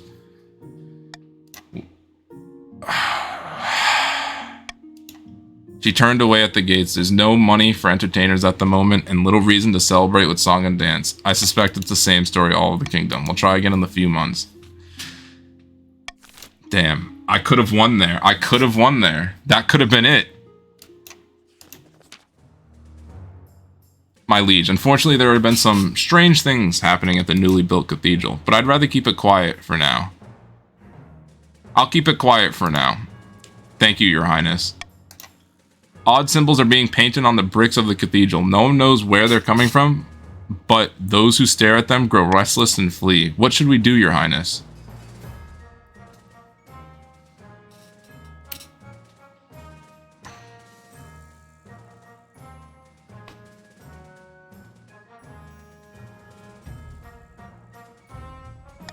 I'm gonna paint. I really wanted to Oh, I thought I was paying for that. Hopefully this is the last we'll hear of it. I hope it is too. Sitting on a bench outside a sun-bleached villa, two patricians of the coast meet to plot their latest scheme. To what do I owe this pleasure, Madame Treasurer? Oh, give it a rest. You know why I'm here. Let's just hurry this up, shall we? Where do I sign? Here, here, and here. There you go. You've got what you wanted. Good boy. Of course. Goodbye, Madame Treasurer. Do my eyes deceive me? Was that the royal treasurer you were just speaking with? Indeed, my friend. Good news. With the Queen's gold running out, the treasurer is willing to sell off the kingdom's roads and bridges. So I shall be seeing some of that money, right? Soon this kingdom will be ours, but what will we do with it when we own everything? Oh no!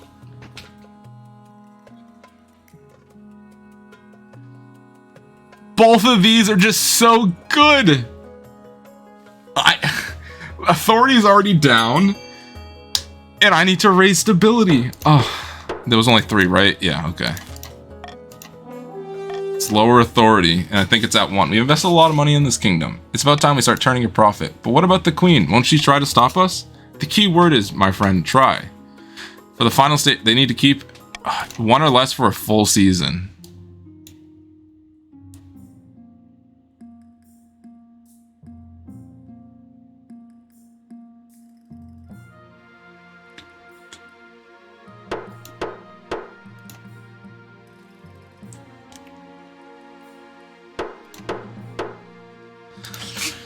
I don't want to keep golden choice, but y'all actually use it. Oh, RG, welcome. What has happened to this kingdom? The opposite of what happened in my last playthrough. I'm losing. My Highness, keep iron choice. Should I get rid of golden choice, you think? For Call of Unity?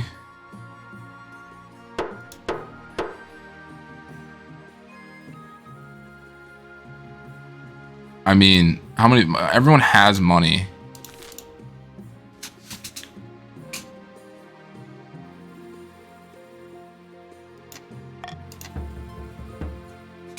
Rebellion. Let's go.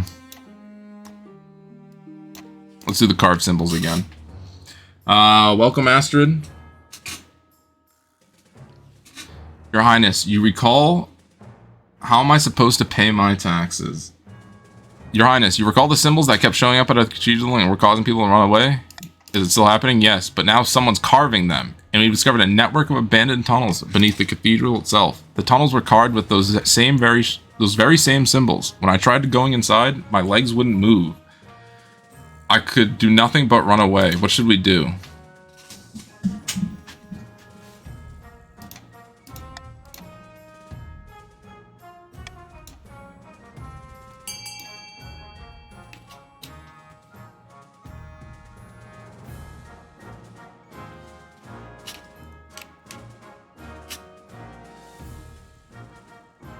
Alright, we got 3 on B, 1 on A. 5 on A. That's the decision I want. So everyone voting for it makes... So, how does the kingdom get so weak? Well, you see, I wanted everyone to have very good military so we could slap Kurth in a war. And then Rebellion, the Defiance just kind of shot up. Some shit happened.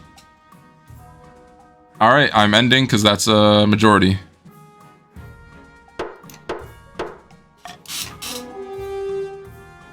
Have the tunnels flooded. A digger redirects a nearby river into the tunnels, flooding them. As water rises, the digger claims to hear screams and scratching at the walls. Probably just rats, right? Probably not. Let's just be honest. Let's do this. This morning you'll be cutting the ribbon on the new library, then giving a speech at the gardening festival. I prepared some inoffensive jokes about flowers for you. Tell me a flower joke. Someone's been secretly adding concrete to the soil in my garden. The plot thickens. Oh, relax, everyone. I'm just pawing your leg. I think these jokes are deplorable. Very good, Your Majesty. See how I laugh? Hang on, isn't there a council meeting today? Why, yes, Your Majesty, but the nobles told me you weren't attending council meetings anymore. They said you were happy to let them decide states of manner. I said no such thing. Oh dear, quick, let's head to the council hall. You might catch them before the session begins. Oh, Your Majesty, forgive me for not bowing. We didn't expect to see you here today. What is the meaning of this, Polishman? Take no offense, Your esteemed highness. We thought you'd be relieved to have the reins and power taken from you. I am your queen, damn it. By the 9th, Your Serene Highness, anyone can see that you're not fit to rule. Let us take care of things from now on. Wouldn't that be... Oh, fuck, this was it. Damn. I didn't... Oh, no, it's not. Okay, by the 9th, Your Serene Highness, anyone can see that... Okay.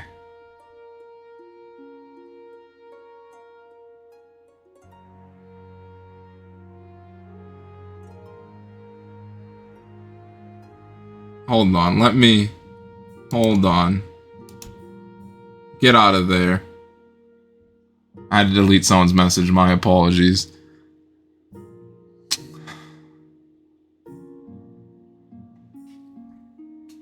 Polishman, I heard you had some things to say about my wife. Would you like to elaborate on them? You have your chance to speak, Polishman. Come on. I heard you had some things to say about my marriage to my wife. Katori, you did... I promised what? You helped me with the what? You're about to win. I need authority up. Do you want him killed or in prison, Katori? It's... one of them's happening. Oh, kill? Alright. Sorry. You said some bad things about my wife. And you could already rebel, so. As noble patrician Polishman is dragged away, begging and pleading, you turn and see that other nobles are bowing and scraping before you. That's better. Polishman II, hopefully you have no problems with my wife this time. Yeah, as your father once did. Okay, everything's semi-decent now. 14 and 4, right? Yeah. 5. Without a word, Count Ryan Cooper hands you a blood-red envelope. It is sealed with white wax in the shape of a skull. Inside, a beautifully written invitation to an event called the Crimson Vigil, due to take place on an autumn night later in the year. What is this all about? I can say no more. You must choose whether to accept our invitation or decline. I'll accept. No. What? Don't come. Someone says no.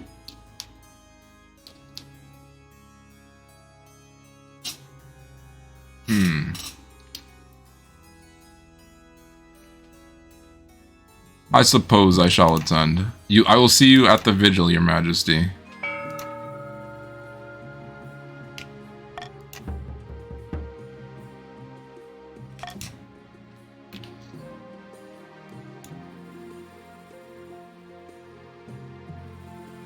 Okay. I think I just take the gamble now. I take the gamble now. Wait to hear the success of your fledgling spy network. This time... No!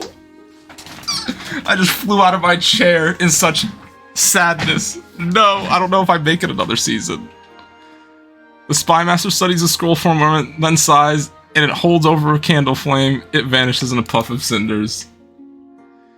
She was turned away at the gates. There's no money for entertainers at the moment and little reason to celebrate with song and dance. I suspect it's the same story all over the kingdom. We'll try again in a few months. Alright, tell me about who drowned like a rat. Unfortunately, after we flooded the tunnels beneath the cathedral, it turned out someone was living down there. Emphasis on was, past tense. Obviously the flooding killed him. He was wearing funny robes, but since he didn't float, I suppose he couldn't have been a warlock. I'm nervous about the common folk hearing about it. A possible warlock drowned right under the new cathedral? This sort of thing gets them scared, or angry, or both.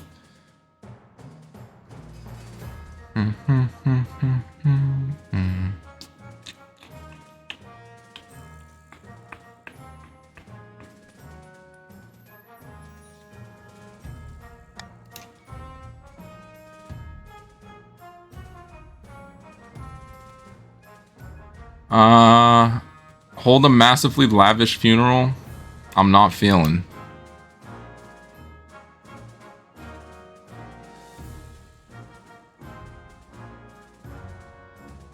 Up, faith up.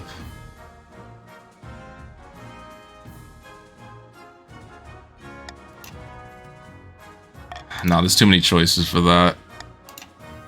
I really want to keep it a secret from the peasants.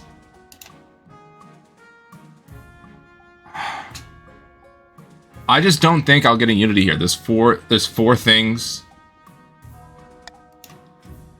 Alright, I'll unity. I'll trust. I'll trust because I think everyone's gonna go D because it's gonna lower authority, make me fucking bankrupt at raise. D is the best one for every single noble right now and the worst for me. But I'll unity it. I mean, common derm, trust me, I would have went that. I really would have. But I am very close.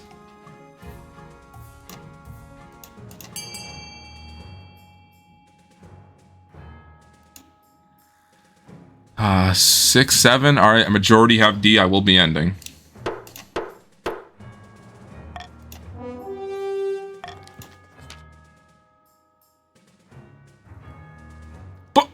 But the ninth, we don't even know this man's name. This goes against all common sense. On the council order, you have a spectacular funeral for the random dead guy. His body is paraded through the streets in a golden coffin. Fireworks explode overhead.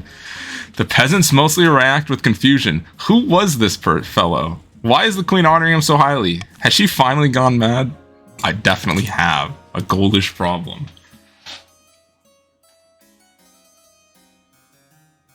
Your Majesty, we are having terrible problems in the east. The people have lost faith in the ninth god. Churches are being left to crumble. But without priests to perform the rites, the dead are rising as ghouls from their abandoned crypts. There have been 9 attacks in the last week. Dark news indeed. We must remind the eastern folk that they are lost without the ninth to protect them, especially once they have passed.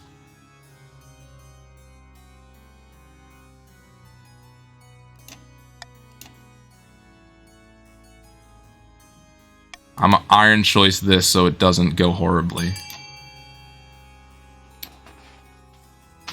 I don't have preference towards B. I just did that so in case y'all voted, I get something out of it, you know?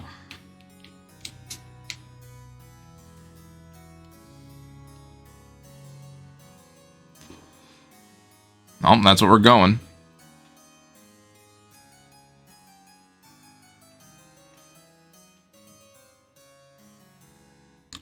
Majority have B, so I will be ending. Voting has closed. Please don't... Oh. That's fine. Okay, 1 to 1, 1 for 1, that's all good. Pagan as it may be, the practice of cremation does prevent any more ghouls from rising in the east. But from that point forward, the Archbishop undermines your authority at every opportunity. Alright, everyone. Exclamation point fund. Amount, or letter and amount. I will be starting now.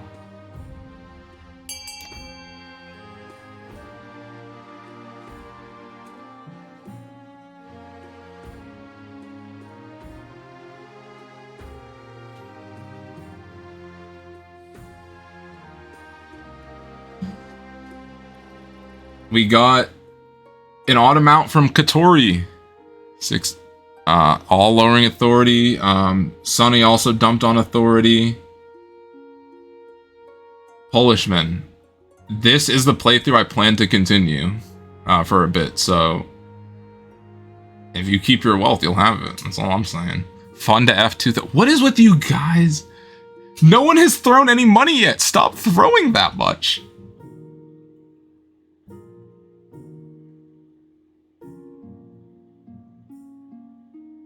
Katori, what are you doing?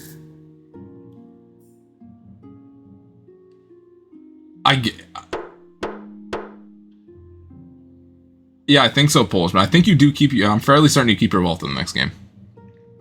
If I, like, continue this, which I will be.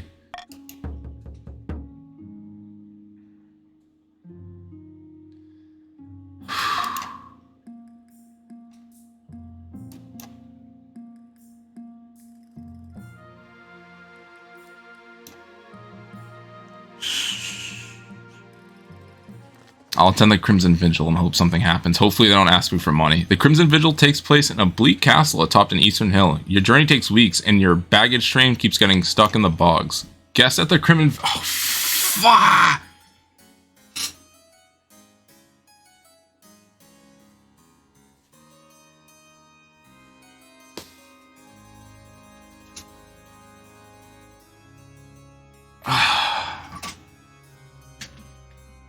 I'm either going this or normal clothes.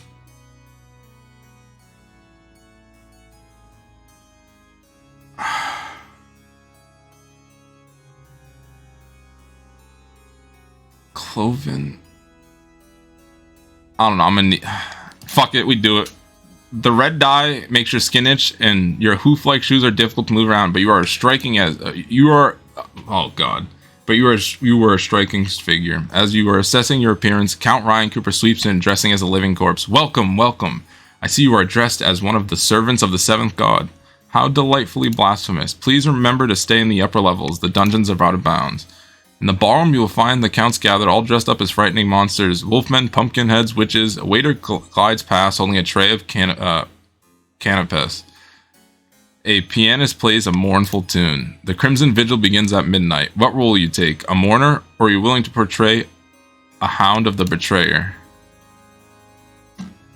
Do you not have a more prestigious role you can offer me? The most prestigious role is the Queen in Exile, but that is usually reserved only for counts who have been attending the vigil for many years.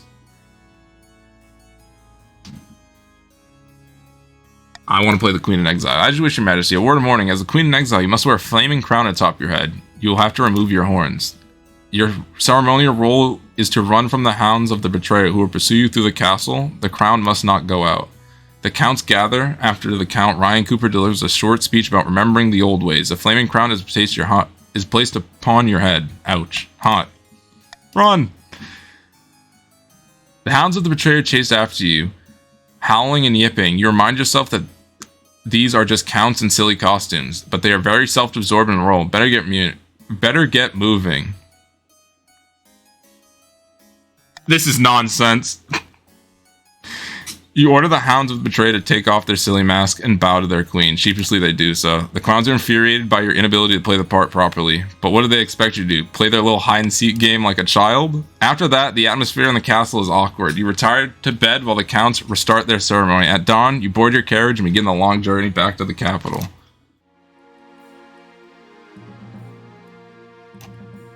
The monster below. Your Majesty, terrible news from my Marcher Cathedral. You recall we found the dead gentleman living in the tunnels beneath? Well, now we know what he was up to. There's a creature down there. It rose from the depths at sunset, and it has surviving the flooding in the tunnels. What in the ninth name? It is a beast 10 feet tall, covered in shaggy hair and with horns coiling all around its head, its teeth. By the ninth, I've never seen anything like it. We can't leave it here, of course. It's a menace to everyone around, and we barons have spent a great deal of money on that cathedral.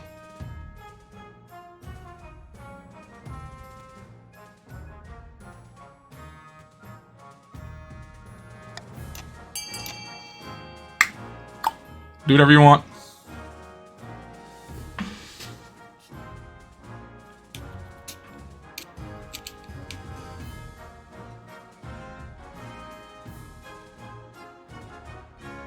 We got no votes coming in.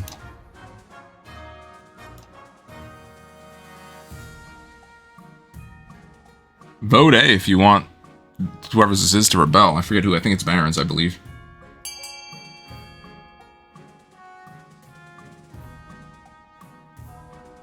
We can't risk the military, says Vifreund. Everyone, all the Barons immediately go B. Alright, I'll be ending in 5 seconds. 5, 4, 3, 2, 1.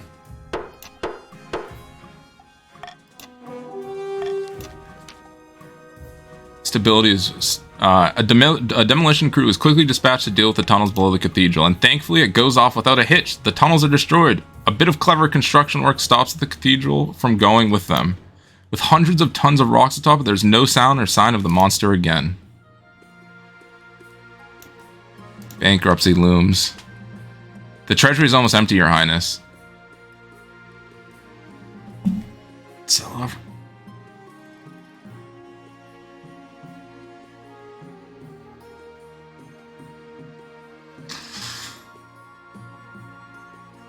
Time to crack open the tombs. That buried gold isn't doing anyone good, is it? Time to desecrate some graves. You order the royal mausoleums dug up and looted. The result is quite a bounty. Gold mass, heaps of coins, precious jewelry. Not everyone is practical as your treasurer, however. The church denounced you as grave robbers. Nobles and peasants are disgusted by your greed.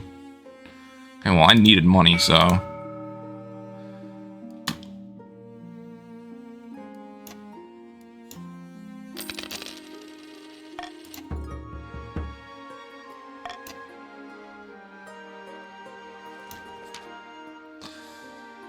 At long last, the patricians have reached their boiling point. You are confronted in the throne room by noble patrician Xavius, their smiling gleam in the light of the braziers. The patricians of the close will bring you down, pretender above the throne. We will rise up and fight for Donari, the true monarch. This is a formal declaration of war. The next time we see each other will be on the battlefield.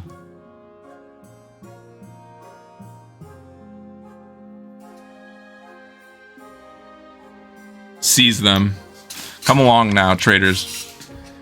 What? But you can't do this. I am an envoy. See how the queen's tyranny grows worse each day? Your watchmen waste no time. Noble patrician Xavius is dragged out into the courtyard and their head is struck from their shoulders. I didn't expect him to move so boldly, Your Majesty. What are the chances? Let me put it this way, Your Majesty. Everyone in the palace who understands the situation has wet themselves. How did things get this bad? The leader of the rebellion is a noble patrician Polishman, the second. They're citing your past transgressions as reason for the uprising. Your controversial wedding to Oreed, the time you declared martial law, not to mention your greeting plundering of the royal tombs. Urge to murder, rising. Yes, Your Majesty. Hold on to that feeling. You'll need it. So this is it. Civil war? That's right, Your Majesty. The kingdom is divided. There will be a lot of death and suffering before this is all over. I can't wait. I'll dig out the trebuchets. Opening strike. Do you smell that, my friend? Sorry, I think I stepped in some. That's freedom you can smell. Freedom from the mad tyrant Queen Keshara Vela. At long last, we've risen up against her oppression. But if we want to keep our freedom, we must fight for it. So I ask you, my fellow patricians, what will be our opening strike against our queen? The Queen. We can launch a preemptive strike against the barons to cripple their military capabilities. If we suspect the counts may join our cause, we can call them to war. They'll be more likely to join us if the Queen authority is low. We could also call upon the churches to condemn the Queen. Or finally, you could send off assassins to nip this in the bud.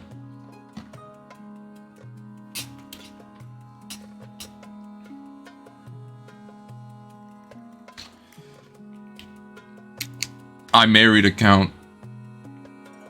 Remember, counts, I'm married.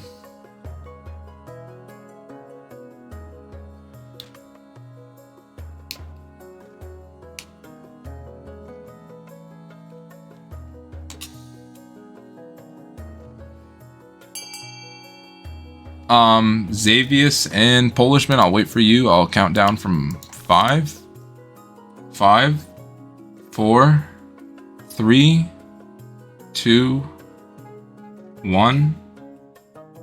Polishman, are you voting? No? Alright, I'm ending the vote. No, the Queens. KotC, you got it. Thank you for meeting with me on such a short notice. The sum you offered piqued my interest. You understand why the sum is so high, though?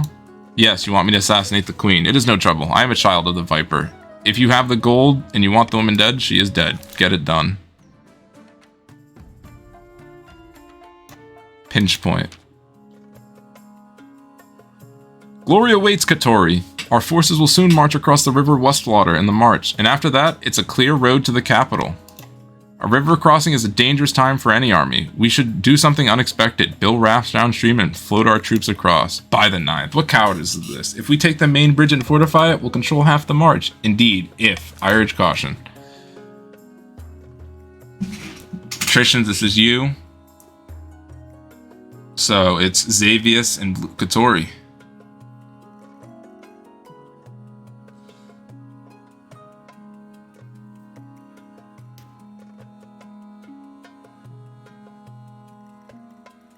Xavius, are you gonna vote A? I feel it. Or okay, you're voting B. And then I'll end because Polish man, it's 2v1. But the thing is, I know y'all failed these. The patricians mount a furious assault on the bridge. It's narrow enough to create a pinch point, negating any numbers advantage. This will come down to which side has the fiercest warriors. The answer is, of course, the patricians. Damn. By the end of the day, the bridge's flagstones are slick with blood, but it's been captured and fortified by coastal troops. The patricians now control half the march.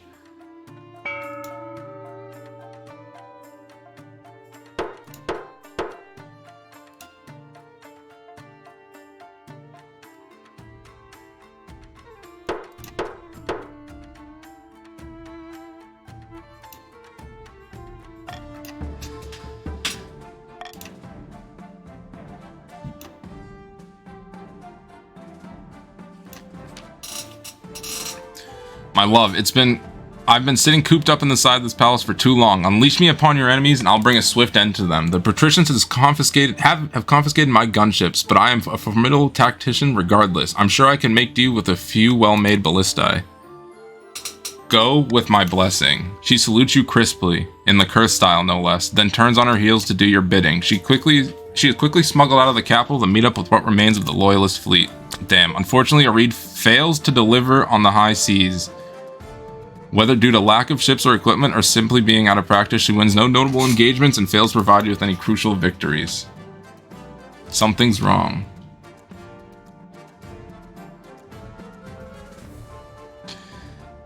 It's an afternoon like any other. You're sitting atop your throne, listening to petitions of the common folk. A merchant is droning on about the number of beggars in the capital's main square. Suddenly, you spot a flash of movement out of the corner of your eye. What was that? A hooded man steps forward from the crowd, unsheathing a lethal-looking blade from his belt. The merchant's droning stutters to a halt.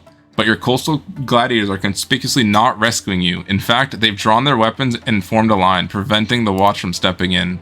The assassin steps towards you, completely unopposed, and hurls daggers, when suddenly, out of nowhere, your wife appears, knocking aside the thrown blade with a swipe of her sword.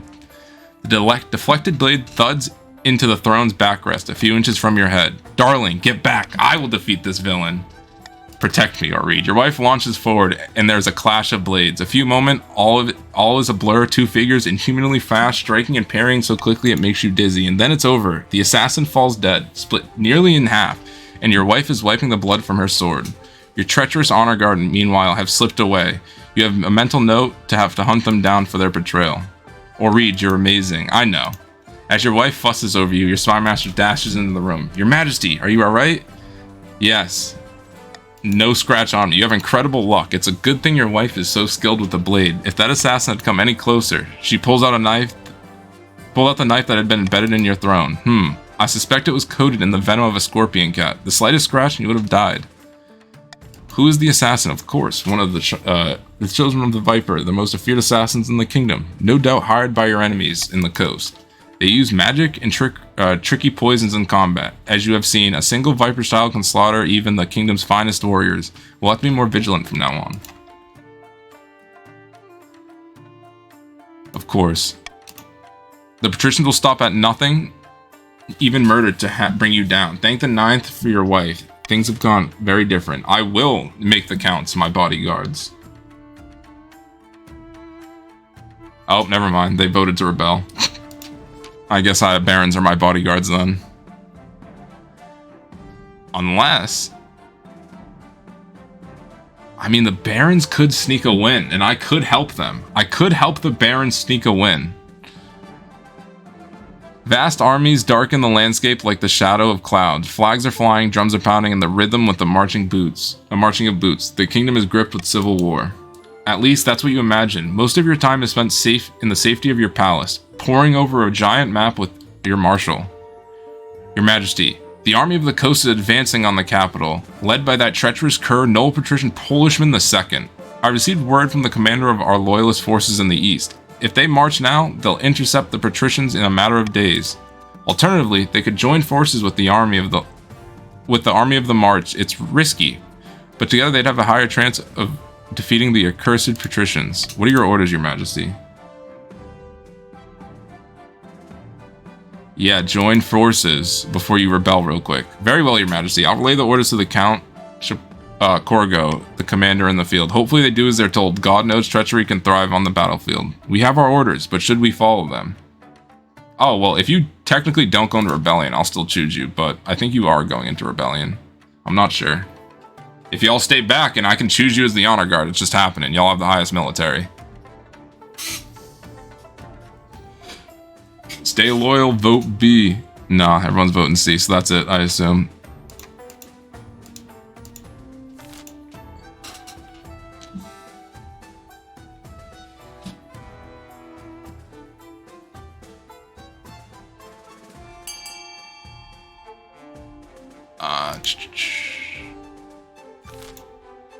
Alright, I'm assuming no one else is going to vote. I will count down. 5, 4, 3, 2, 1. What if I meet Oreed again? It's happening. The whole city holds its breath. You stew in your palace, waiting anxiously for your marshal to return. Finally, she bursts into your throne room. Those damn cowards, treacherous, yellow-bellied, lily-livered, chicken-hearted bastards.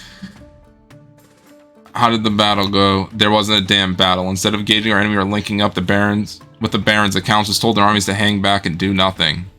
So the rebels have won. They sat pretty in their camp, scratched their asses, while the entire coast army walked in. A healthy mix of cowardice and self-interest, a lack of confidence in your confidence in your abilities, I assume. They're hedging their bets and wait to see who comes out on top. Bastards. You have no choice but to rely on the barons. It'll all come down to your next battle, Your Majesty. The fate of the kingdom hangs in the balance. I'll lead the troops personally this time. I must advise against that. You'll be in great danger, and inspiring as your presence may be to the troops, your death or severe injury will destroy their morale completely. No. I'm sick of waiting around. Very well, Your Majesty. I will prepare your armor and horse and we will ride at dawn. Welcome, Jojo Brand.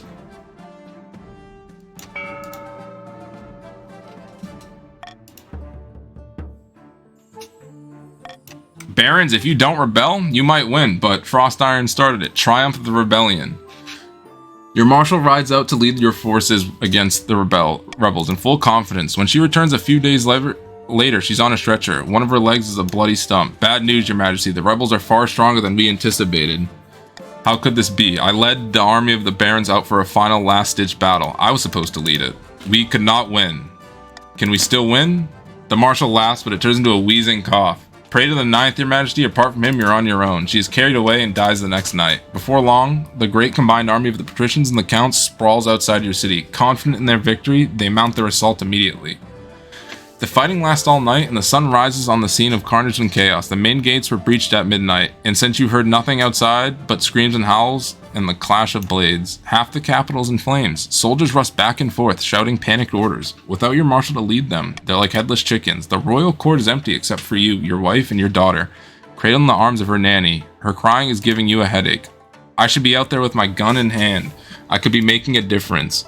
You're right, better go down fighting. I'll fetch my gun and sword. You wait and stew. Outside, the screams and clashes get louder. Finally, your spy master arrives, out of breath, her face stained with blood and smoke. They'll be here any moment, Your Majesty. You must saddle your horse and escape the city. I know of a secret passage. Show me where to go. You follow the spy master down a hidden trap door behind your throne. Oreed accompanies you. I sent her ass out. How is she still here? As does the nanny, still holding your daughter in her arms. The capital is lost, but you can still get it back. Barons have agreed to shelter you while you plot your revenge. At least some of my people are loyal. I gotta remember these names real quick. Arda Dennis, Lady Frost, you took it back, I think. You said you apologized. That's fine. And Command, I'll remember you till the end of my days. After crawling down a secret tunnel for it feels like hours, you spill out into a leafy courtyard, 4 horses waiting. As you saddle them up, you hear a wet thud behind you, followed by the sound of something rolling across the floor. Turn around. Your spy master is lying dead. Her head is missing. Noble Patrician Polishman II stands over the body, flanked by a dozen soldiers, their long swords stained red. Never liked her. Ideas above her station. Your nanny runs off, still clutching your daughter in her arms. That's a ray of hope. Even if you die now, your heir still lives. Noble Patrician Polishman II, please have mercy. What have we ever done to you? Quiet, you have nothing to fear. I'm not here for you. So you knew about this escape route. You're not the only one with spies. With a triumphant smirk, Noble Patrician II makes a sharp gesture. The coastal soldiers step forward, swords at the ready. I genuinely wish we could have settled this peacefully. War is bad for business, but since you're so unreasonable, I'll be most satisfied to watch you die. Turn and run. You're caught before you can make 10 steps. Instead of killing you, the soldiers seize you and drag you towards the palace. Your deal isn't over. Your wife is dragged off too, kicking and screaming. You never see her again. You can only hope Noble Patrician Polishman II kept their promise and no harm came to her. After a week of rotting in your own dungeon, you're marched up into a public platform, jeered at by thousands of peasants. You cringe under a barrage of rotten fruit and fresh dung. Noble Patrician Polishman II sits in front of the front row, grinning. The rebels have won. The capital is taken. You are a former queen.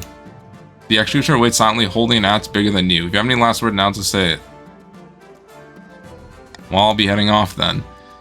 You place your head on the block. The executioner lifts his massive axe. Wait, you suddenly thought of much better last words. You turn to the executioner to tell him, but the axe is already falling. Thunk. Your head bounces into Noble Patrician Polishman II's lap, and your reign comes to a gruesome end.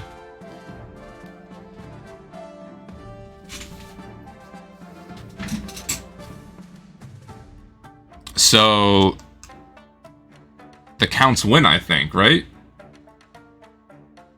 Because there are just more counts, right? Jojo Brand, you misspelled vote. Barons, I'd vote A. I'd vote A too, Barons.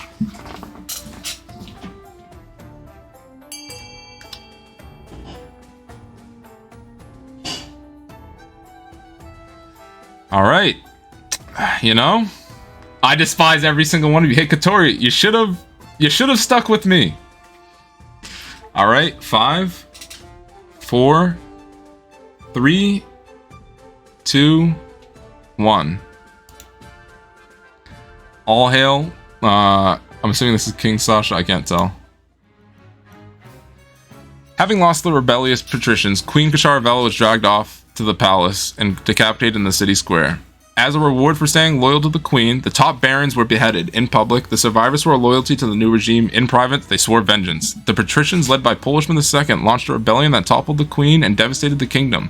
But when the dust cleared, they weren't quick or strong enough to seize the throne for themselves. The counts joined the rebellion alongside the patricians. In the aftermath, they were the natural choice to take the throne, and Sasha was crowned to half-hearted cheers from the traumatized common folk. That's actually my longest game length. Wealthiest noble, we had Arda Dennis, Porus, Katori. Katori always seems to spend their money very well. Jojo Brand, thank you for the follow. Alright, I shall be playing one more and then I will be ending the stream.